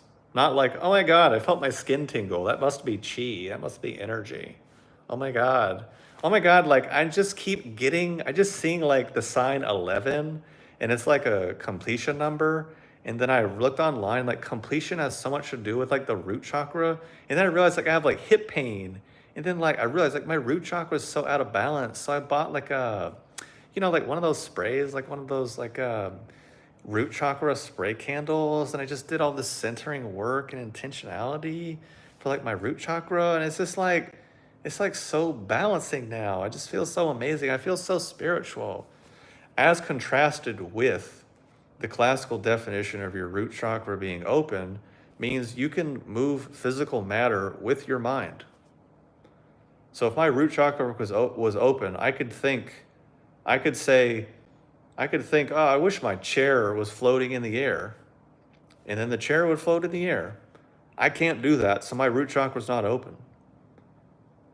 Or like some of the higher ones, you can literally manifest different versions of yourself all over the planet, or dive into the planet and travel and bilocate and do all these crazy things. I can't do that, so so those things aren't open for me, nor are they for anyone else. So that's what I mean. People are saying things that don't mean anything remotely at all for what they actually meant. They just come down to sensation or experience or emotionality or just stressing someone's nervous system. That's it. That's all they're doing. So moving forward, when you encounter spiritual things or self-help things, if you want the cheat code, you want the cheat sheet, that's the cheat sheet. If you want to understand people, you want to understand yourself, you want to understand what people are actually doing, there's the cheat code. There's the cheat sheet. I just gave it to you. Listen to what people are saying and then look at those metrics and see where it fits in. And I guarantee you it fits in, and that's exactly what they're doing. So you can understand who they are, where they're coming from, and what they actually mean by what they're saying. I just had to figure it out because I moved to the West Coast and met a bunch of insane spiritual people. And I'm like, what are they even talking about? Like, oh, okay, this is what they actually mean. Okay, all right, fine, no problem. So yeah, and this is something I've been mentally working on for years, just sort of cheat sheets to humans, because I think we're all a lot more predictable than we think, and that's just a Cliff Notes version of part of it. Hi B, you're not autistic. It's just that you function differently from the majority of other people and look at the world rationally and logically. It's just a numbers game. Most people are not like you. Honestly, I think what it is that I just had a stressful childhood. Um, That's one piece. I mean, of course, there's maybe other things that I just can't understand because of causation chains. But part of it is just having a stressful childhood, um, and obviously some head injuries. Because there's a certain mechanism that children have where they can read the nervous system of other people uh, without really language, because they don't necessarily have it. They haven't developed it because they're children. So a child that's not in a stressful state will grow out of it, basically. But a child that stays in a stressful state will kind of keep it as a survival mechanism. So I think that's part of it. I think I just kept it. I think I just had a stressful childhood from the beginning. Um, as soon as I was in utero, my mom was very stressed. Um, and then I was, let's just say, disunited with my mother very quickly, and put into a different situation. And then also that situation was mostly quite good, although there was a lot of stress for a period of time. So I think that's just ultimately part of it. And and then just curiosity. And also too, I just felt really dumb when I was a kid. And when I was a teenager, I really just felt very dumb and very ineffective. I didn't understand people. I didn't understand things. I didn't understand the world. I didn't understand what was going on. I didn't understand socializing. I didn't understand so many things. I didn't understand myself. So I was just kind of like, I feel like I need to figure this out. And so I think it's a lot of just that, to be honest. Because I've met people that have maybe had similar things, similar stressful childhoods, and they have some similar things. And I'll say this about people as a sidebar, people that really love conspiracy related things.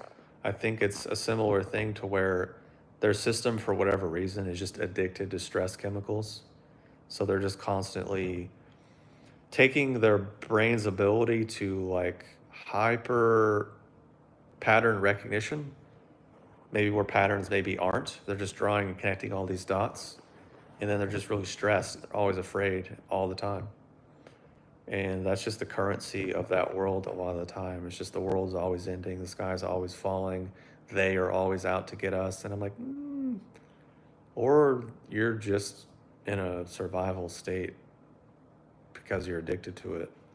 And yeah, of course, there's maybe some truth to some of the things, but actually, a lot of the time, since I've been observing it for 20 plus years, the conspiracy world has been wrong more than it's been right. I can just say that. Although the last few years, let's just say the last few years, it's started to go the other direction, which is not great. So yeah, trauma, if you want to say that word. That's pretty much it. So that's what I mean. I think that's the point of the live stream, and what I've been trying to say is that a lot of times what people are doing is they're just stressed out, man. Even extreme diets that people go to, all these distortions. That's what I've been saying for years. If you, if I turn the camera like this, and I'm crooked, oh yeah, but it's like, if my view of life is like this, I have to straighten myself out, but then it straightens it out. Now I'm crooked. So it's like that with your nervous system.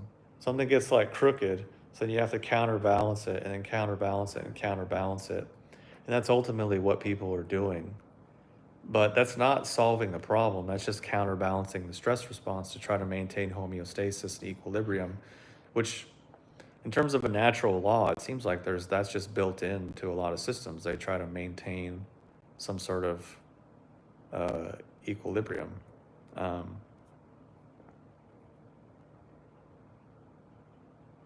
So what I've been trying to say for years is, hey, get get rid of the thing that's causing the distortion, and then you don't need all the compensation patterns. Whereas my basically my thesis has been that the vast majority of the healing world and spiritual world is just functioning at the distortion compensation pattern, and talking about, here's a new one, here's a better one, here's a new one, here's a better one. And my point is that that's not the same thing as actually healing or addressing or resolving the things. That's, I guess, my basic thesis over the last however many years, which I don't really know why that's controversial, but for people it is. Oh yeah, I'll show you. I'm not sure what you said about personalities. I gotta scroll up. What's your opinion on personality types? Are they fixed? Are there fixed types mixed, shaped by nurture and the environment, meaning certain people are wired differently? I mean, it's both. It's nature and nurture. Honestly, there's certain traits that people inherit from their parents, even if they never met them. There's certain things that are just biological. There's certain things that are just inherited in your lineage through, if you want to call it genetics, you want to call it epigenetics, you want to call it energetics, whatever. There's just some way that things are passed on, because within me is all of my ancestors, within you is in all of your ancestors because of just reproduction. Also within me is all of the species of humanity, within you is all the species of humanity. We're all, members of the same herd. So yeah, it's both. I think to say it's one or the other is a little bit short-sighted. Obviously, it's both. I think with most things, the answer is usually both. Like, for example, we talk about hot topic of abortion. Who's right, pro-choice or pro-life? Both. They're both right. Gun control. Who's right? Both. Both sides are right. Legalizing drugs versus keeping drugs illegal. Who's wrong or who's right? Both. Like, uh, this is like, we could keep going on the hot button issues. Both sides are right. The problem is, it's like when two people are in an argument, who's right, who's wrong? Both. Because, I mean, obviously it depends, because some people, sometimes things are 100% wrong. Like if, uh, I mean, that's the same, but at the same time, sometimes things are black and white. So that's why you kind of, that's why I didn't do well in college philosophy classes. Because I was like, yeah, it's usually both, but also sometimes it is black and white. Um,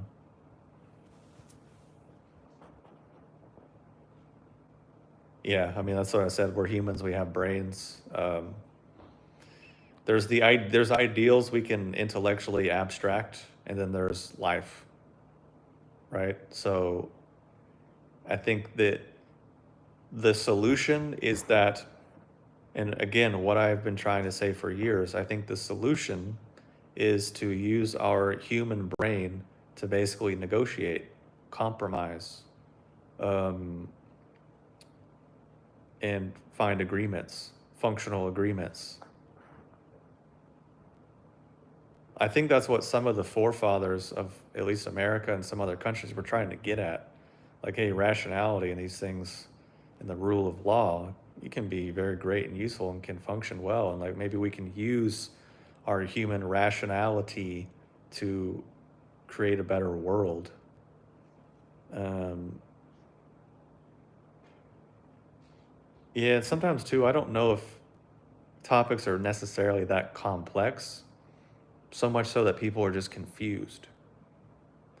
Meaning, something, yeah, I mean, it depends on the scale, obviously, because you start talking about a principle on a one-to-one level is one thing. A principle on a million-to-one or billion-to-one level is something else. But I think in reality, we can all kind of agree not killing each other is probably a good thing. Not being mean to each other, probably a good thing. Not killing babies, probably not a good thing. Like not, destroying the environment and just shitting all over everything, probably a good thing. Like just some basic humanalities. Because I can give you an illustration of this. If you've heard of Confucianism at all, uh, at the core, Confucius famously, this is what he did. He went all around China, which wasn't China at that time, but went all around China and met people of all different races, ethnicities, groups, languages, whatever. And what he did was he distilled down universal characteristics that are universally true across all humans, regardless of race, age, culture, gender, whatever. He just went to humans because we're the same species. We're human, right? At the simplest, most fundamental level, we are animals existing on a planet. Doesn't matter what our skin color has adapted to, wherever we are on the planet based on the sun, whatever other things, at the core level, we are human. We are the same animal, right? So he wanted to figure out what are the commonalities that we all have across the board. And he just distilled it down and organized it and then tried to teach people these qualities, which of course people were dumb and they didn't get it, they didn't understand. And then eventually they try to codify it and write it down and turn it into, a culture, a religion, kind of, a philosophical system, kind of. But like he never wrote anything down. This is the thing: is Confucius didn't write anything down. Jesus didn't write anything down. Buddha didn't write anything down. The thing is, the gap between Confucius and Confucianism is hundreds of years. The gap between Jesus and Christianity is is a thing. Not going to get into that. The gap between Buddha and Buddhism is like 500 years. So they're not really the same thing. They're remnants, relics of, museum pieces of, but not really such the same thing. Pretty far removed, actually. Um, but my point is with the Confucian, he figured out that like there's certain human traits that we all have. So for me, that was really an impactful thing to learn and change how I view things and how I view issues. And also, too, why I don't care about black, white, good, bad, right, wrong. I mean, I do care about those things based on morality and conscience. I guess more so what I should say is I don't care about Coke versus Pepsi, Republican versus Democrat, Christian versus Buddhist, Buddhist versus Islam, Islam versus whatever.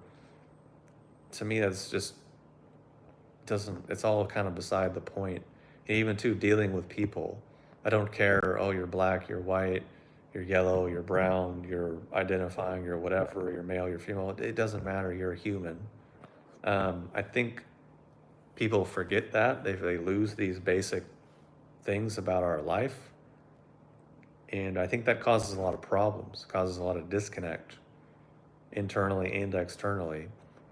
Because you start believing in all these ideas and you reflect that back to yourself and you lose the actual humanity of things. Because I think once someone loses their own humanity, it's over, like done.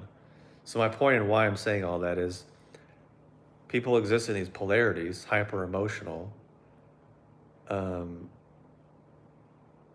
then they lose the humanity so that they can't negotiate, they can't cooperate. And then what exists from that? It's just conflict. So that's where we are. We're at a low state. Our societies and governments aren't ruled by any higher principles beyond greed and, self-interest. But the fact of the matter is, the vast majority of people live under those same principles anyways. Most people, even spiritual and religious people, they're not guided by higher principles. Obviously, there's exceptions. I know it's a broad statement. I'm just speaking about America at large in many ways. But also, I'm just making the point that, like I was saying earlier, the only way to have devotion is have devotion. The only way to be humility is to have humility. The only way to, have a connection to something higher is to maintain some sense of emotional connection or devotion towards something higher. That's it. But people have got it all confused and mixed and think, oh, I wear these clothes, or I say these words, or I go to this building, or I wear these things, or I have a tattoo, or I have all the external things, which all the traditions are like, yeah, none of that matters. Ignore all of that. Even Christianity, it's like, yeah, have no other idols or images beyond me, and like all these types of things. Even in Taoism, like the way that can be weighed is not the eternal way, etc.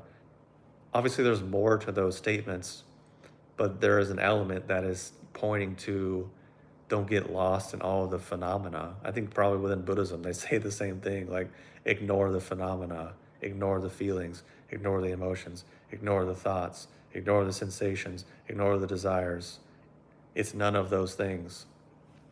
And then a lot of the stuff that Buddha was attributed, or what was said, the sayings that were attributed to Buddha, most of it that's actually real and wasn't just made up by someone else, is actually it's removing, it's deleting, it's taking away, it's not adding, for this exact reason.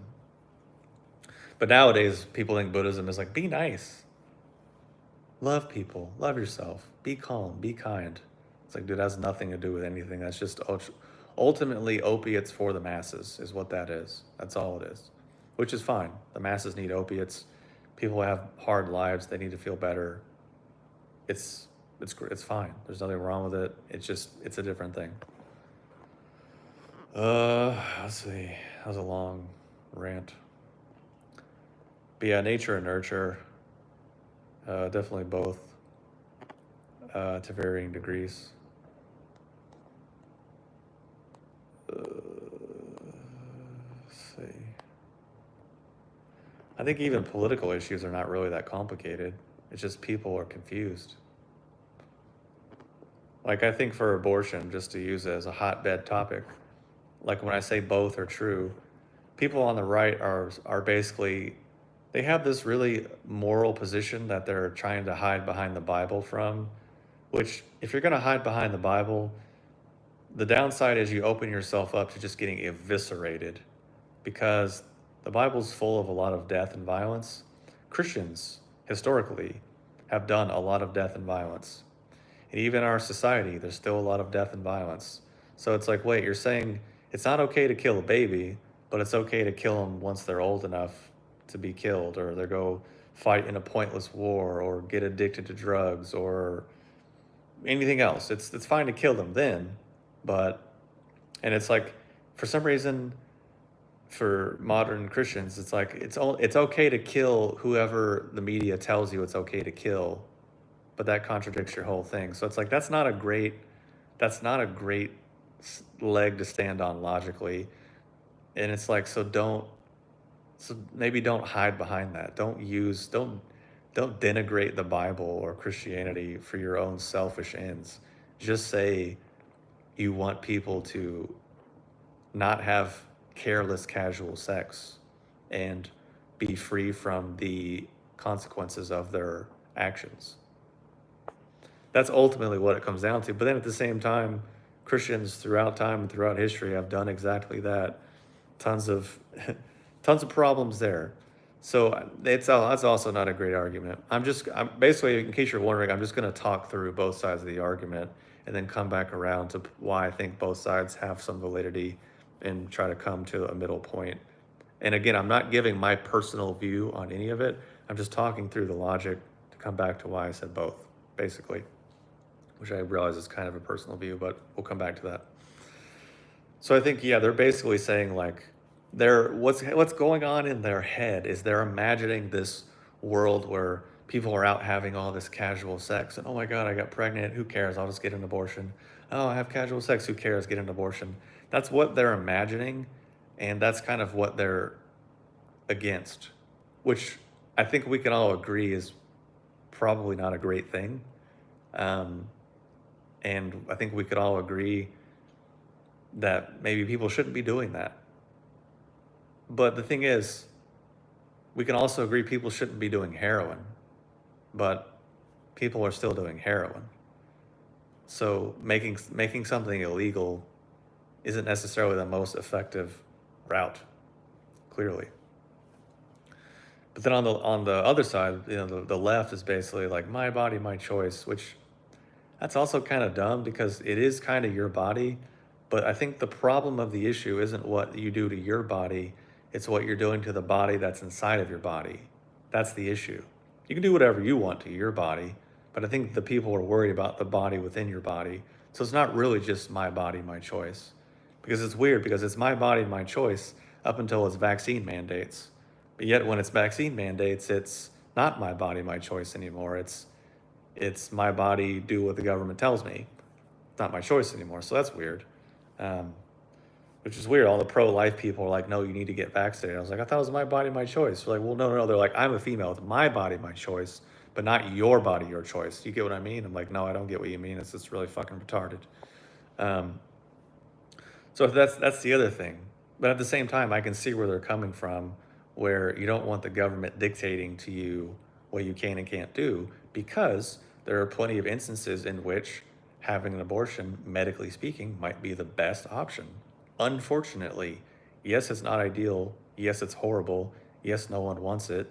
Yes, it's terrible. But like, so is the death penalty. So is war. So is alcohol's not particularly good. There's a lot of things in life that aren't particularly good, but we have to make a hard decision and unfortunately sometimes choose between two bad situations. Like medically speaking, sometimes that is the case to where having an abortion procedure is the best option, unfortunately, or rape or incest or other things. So yes, obviously, um, contraceptives should be available, and morning after pills and certain procedures should obviously, yes, be available. Duh. I think any rational, sane society that's in functioning in a modern age and has modern medicine should have some resources available for people like that who might need it. And taking some view of, oh, but what about the children and God and Jesus and blah, blah, blah, blah, blah, and save the family. It's like, dude, come on. Like, historically speaking, that's not a great argument. Like, are you familiar with the Crusades? You're familiar with the Salem witch trials? You're familiar with the Inquisition? You're familiar with colonization? You're familiar with the entirety of your human history of torturing and killing tons of people? So come on, guys. Like, let's not stand on that. Oh, but Jesus taught love. I know he did, but you guys have not been keeping up with that throughout history the vast majority of the time. So, like, let's maybe chill on that. And let's maybe even look at America in the 60s. You guys were using Christianity to keep black people under your boot, and that's not very kind. That's not very Christian. So come on, guys, let's maybe just drop that. Yeah, I hear you. We don't want to, have people having abortions at like 8 months or whatever, and we don't want society to be in this free for all hedonistic uh, orgy where people are just immune from consequences.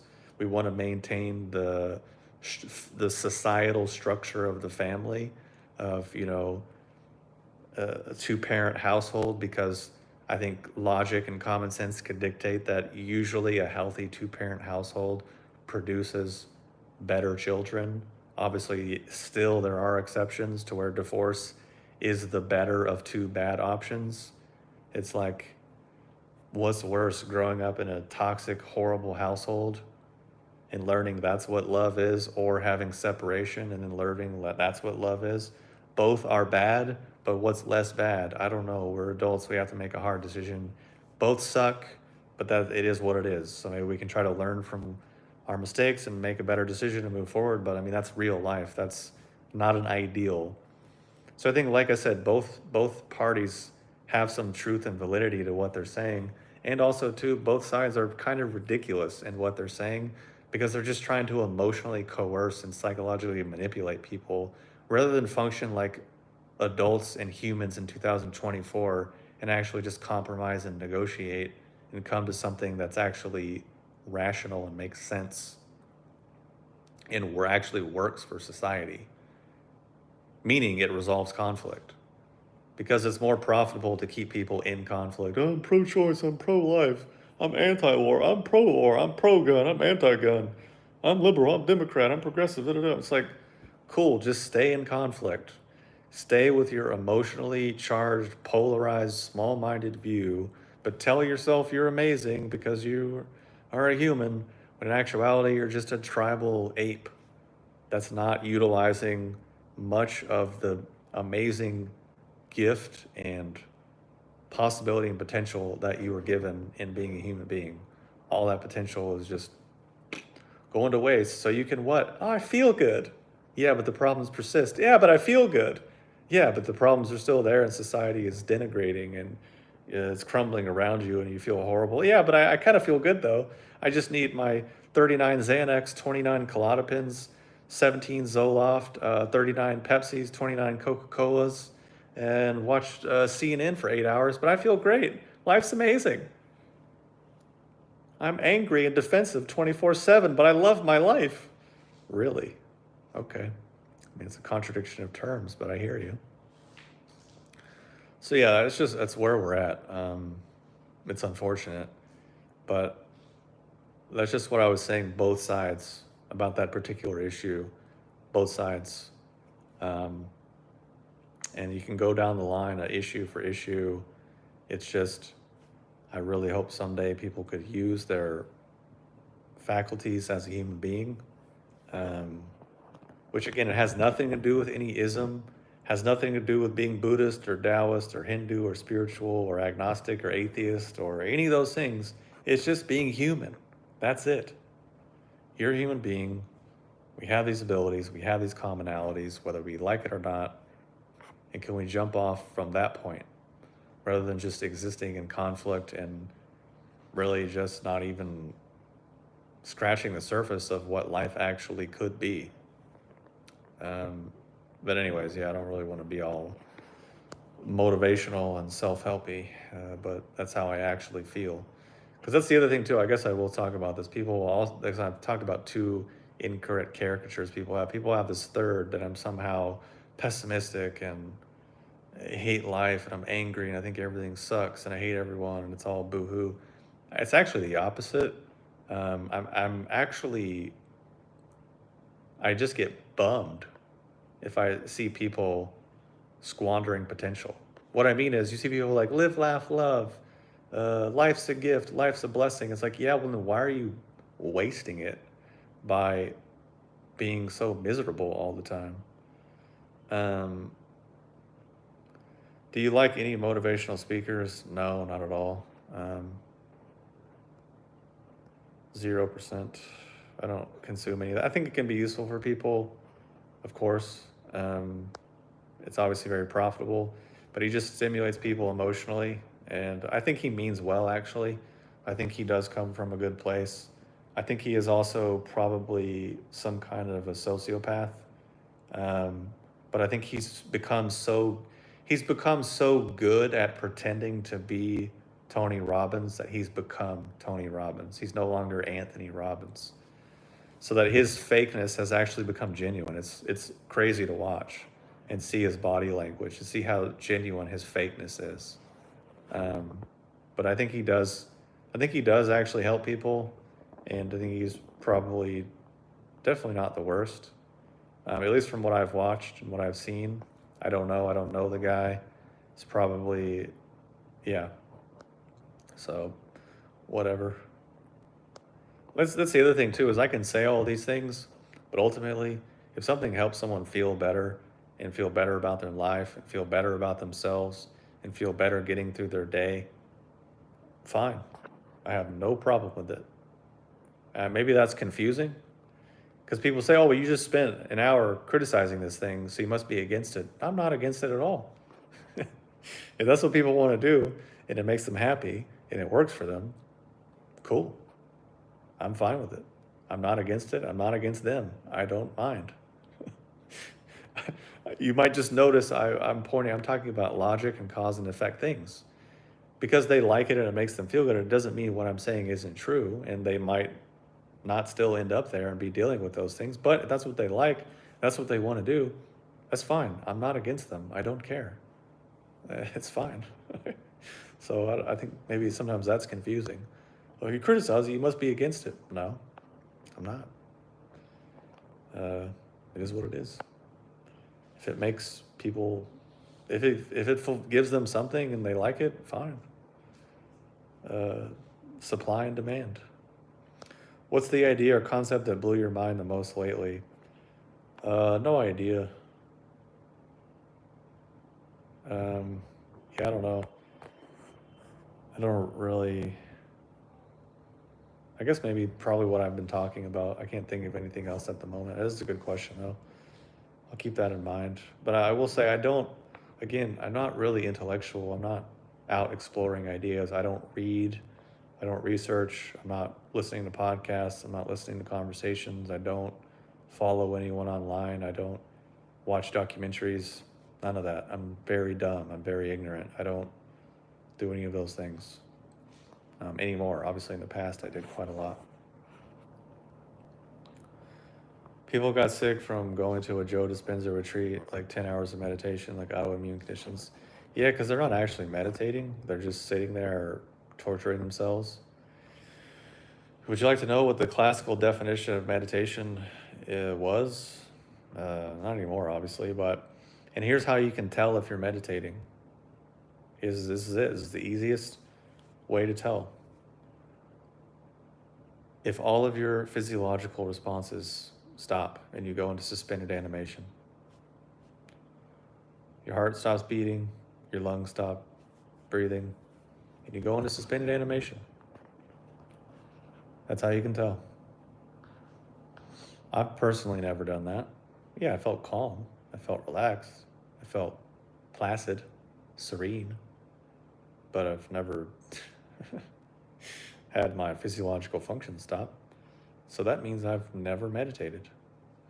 And I can guarantee you, Joe Dispenza has not experienced that. I guarantee you, Everyone at that retreat has not experienced that, so they weren't meditating. So then the question is, well, what were they doing? Spacing out, daydreaming, visualizing, uh, or what happens is instead of boredom, people produce sensation. So people will go on journeys, go on experiences, see lights, see colors, feel things, which is just their body keeping them entertained. That's all it is. It's not spiritual, it's not otherworldly, it's not anything other than just their brain keeping them stimulated and entertained. Yeah, exactly. Some saying they had orgasms. That's it. It's just their brain being like, you know what? We would really rather not be bored, so let's just create some stimulation.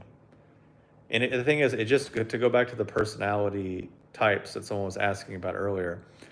Whatever people experience will just be whatever their personality type is, and I guarantee you, the people that said they had orgasms were probably just really sexualized people. The people that were very emotional had emotional experiences. The people that were very visual had visual experiences. That's all it is. Just like, for example, people that get into spirituality, this is a great segue to illustrate this. Really, what ends up happening is just their nervous system gets hyper stimulated, right? So, whatever their default state just gets stronger. So, for example, my default state, I'm sure you can guess, was being a bit grumpy and kind of critical and harsh or whatever. So when I got really into it in 2015, 16, 17, you can see that my videos reflected that. I was much more angry and like, ugh. So that was my main, that was kind of my default state, and it got stronger. So of course everyone says, "Oh, you're not spiritual. You're an asshole. You don't know what you're talking about. You need more love," and blah blah blah blah blah. And why they say that? Because it's not actually true. Um, because your emotional state has nothing to do with connection to spirit. Your emotional state is just your emotional state. It has nothing to do with soul or spirit. Period. Um, but what happens is you have people that might be genuinely nice. Maybe they're Canadians, so they're generally, polite and diplomatic and easygoing or happy, or maybe they had a very comfortable life, or maybe they're just kind of a golden retriever type guy, right, or female, whatever. So then that default characteristic just becomes a little bit amplified, and then now everyone's like, oh, they get it. They're spiritual. They're enlightened. They're conscious. They're awake. They're full of love. No, they're not. They're not full of love. They're not conscious. They're not awake. They're not enlightened. They're not in contact with spirit. They're not in contact with their soul. That was just their default emotional personality trait. And because they decided to start turning more of their nervous system on their nervous system, it got stronger. It got amplified. And that's it, which is still wrong. Both are wrong. It's just people like one more than the other. People prefer one more than the other. And yeah, obviously it's more comfortable and enjoyable to be happy and like chill than it is to be angry. Duh. But at the same time, to be honest, I don't know if really happy people solve problems to the degree that grumpy people can.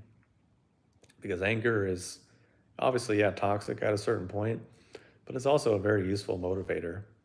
Um, like, as an example, Kobe Bryant was pretty grumpy, but he achieved a lot more than a lot of other players that were on his teams that were just very happy and easygoing. Michael Jordan was kind of grumpy, but he got a lot more done than a lot of other players that were just happy and easygoing. And, if people are going to critique LeBron, he's not grumpy. He's very happy, easygoing, very agreeable, very joyful. Sure, he's gotten a lot done, but he'll never be as good as Michael Jordan or Kobe in my book. He's great, for sure, relative to his generation, just like Kobe and Michael were great relative to their generation. But it just, a certain element is not there. But that's just my point, is people have this bias, so they see people, and that's why people are like Eckhart Tolle and these other people that are cosplaying of like, Hello, beautiful beings. Yeah, and they have to do this. I squint my eyes to make it look more authentic and move my eyes to make it look more authentic, but I'm being really fake and inauthentic right now. But the way I'm speaking is making it seem like I'm so joyful and just, yeah, it's just, just, yeah, I can't even put it into words. It's, it's the joy, you know? If I acted like that, I guarantee you more people would be like, this guy gets it. This guy is spiritual. This guy is conscious. This guy is awake. This guy is tapped in. He is spiritual. I guarantee you. And I could act like that because I was just acting. I could behave that way. And I guarantee you, people would love it. Why?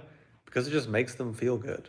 It's not solving any problems. It's not actually doing anything. It's not producing any growth. It's just making people feel good, which is fine.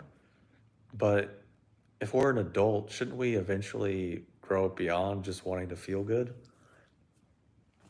Are we doing hedonism? Are we doing self soothing? Or are we doing development, transformation, cultivation? Because they're different things. So I just wanted to take that because, of course, over the years, it's the number one thing people always say, oh, you're so, all these things, and they get so upset and make all these assumptions. I'm like, no. But the thing is, like, I think over time, actually, my default emotional state has and is actually changing as a result of things that I've been doing. Um, and also, too, like, I don't really care. It's fine. Um, but I'm just pointing out whether I act like I'm super happy and, oh, guys, it's like so full of love, or like, these motherfuckers are so fucking dumb. The thing is, both have nothing to do with being any closer to soul or spirit because it's just someone's emotional state. Obviously, yeah, one's a little more comfortable and enjoyable, but yeah, they each have their pros and cons, let's say. Like in the business world, I wouldn't want to be like, oh, just so grateful for everyone being here and just loving everyone. It's like, well, there's a bunch of problems you need to solve. Yeah, but I'm going to love the problems away. It's like, no, you need to shut up, analyze the situation, and solve the problems. Yeah, but I love every, I'm just really in the zone. I'm just in the heart field. Yeah, okay, but the problems need to be solved.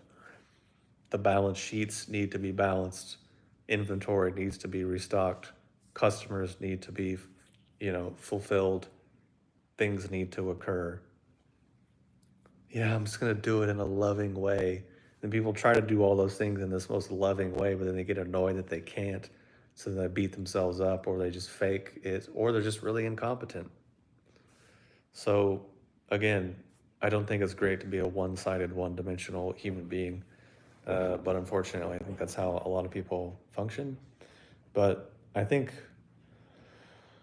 in my opinion, more than saying someone should be one or the other, I think dynamism and fluidity is actually a healthier trait. And that's what I've noticed in higher level people is actually their spectrum of experience is much wider, but it's also equally irrelevant. Whether they're happy or sad, they really don't care. Whether they're in bliss or their leg hurts, they don't really care. People like them, dislike them, they don't really care. Um, it's just, yeah, they have a much wider spectrum of experience, but less of a fixation on one or the other. I think that's actually healthier. Um, but like I said, that's also what I've been saying for years as well. What do you do in your pastime besides train and your business work since you don't follow people, read, podcast, documentary? Um, well, usually in the evening, I'll spend some time and I just literally sit on the couch and do nothing. Just sit on the couch. Just sort of like sit here. I do that for periods of time during the day. I used to watch TV shows sometimes when there was actually good ones on, but just a lot of trash on right now. But I watch Hard Knocks. That's pretty good. Some sports related shows are good. Um, go for walks, go for hikes, go to the grocery, go to Target, um, work out, walk, go hiking, walking, talk to friends, work, train. That's pretty much it. Um, I like having interesting conversations with people, and I like to kind of stay in touch with friends and family, things of that nature. So, kind of just that. So, it's an interesting mix of being very isolated, but also trying to be connected. So, yeah, that's pretty much it. Much more of a hermit these days than maybe I used to be. I used to do more things and intermix with more people, but just focus on other things now. But yeah.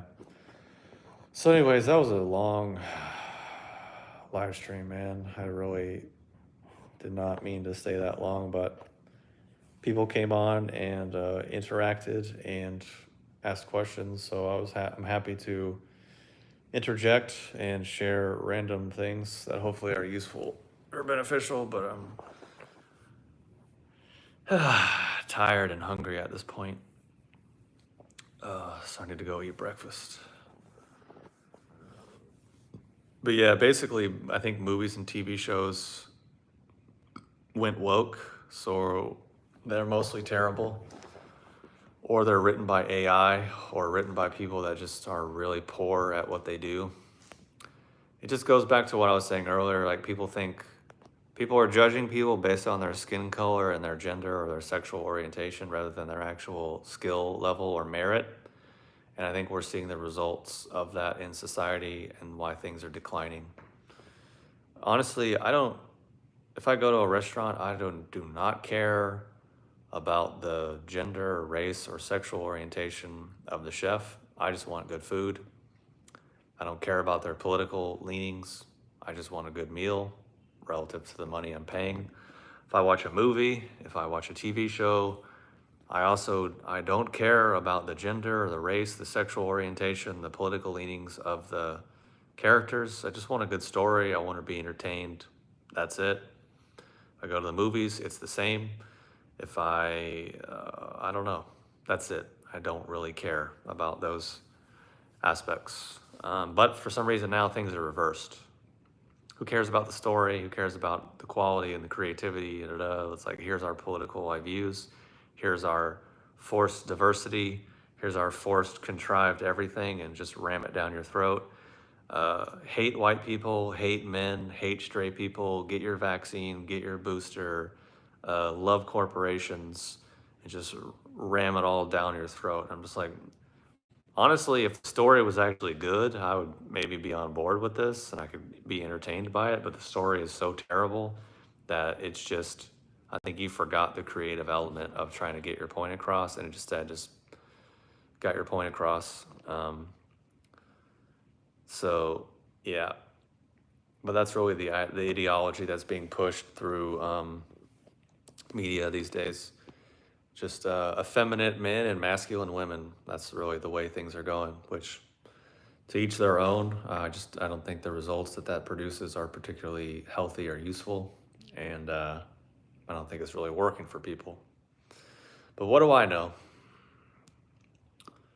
Anyways, thanks so much for tuning in. Hopefully this was useful and beneficial or entertaining. And yeah, I will see you on the next one. And if you do have any good recommendations for TVs, or not TVs, but TV shows or movies, or even documentaries or whatever things you want me to check out, feel free to drop them in the comments at any point, and I'll check it out if I've not heard of it before. But yeah, appreciate everyone for tuning in and for listening and for the good questions and the dialogue and the discourse and the general level of coolness. So signing off.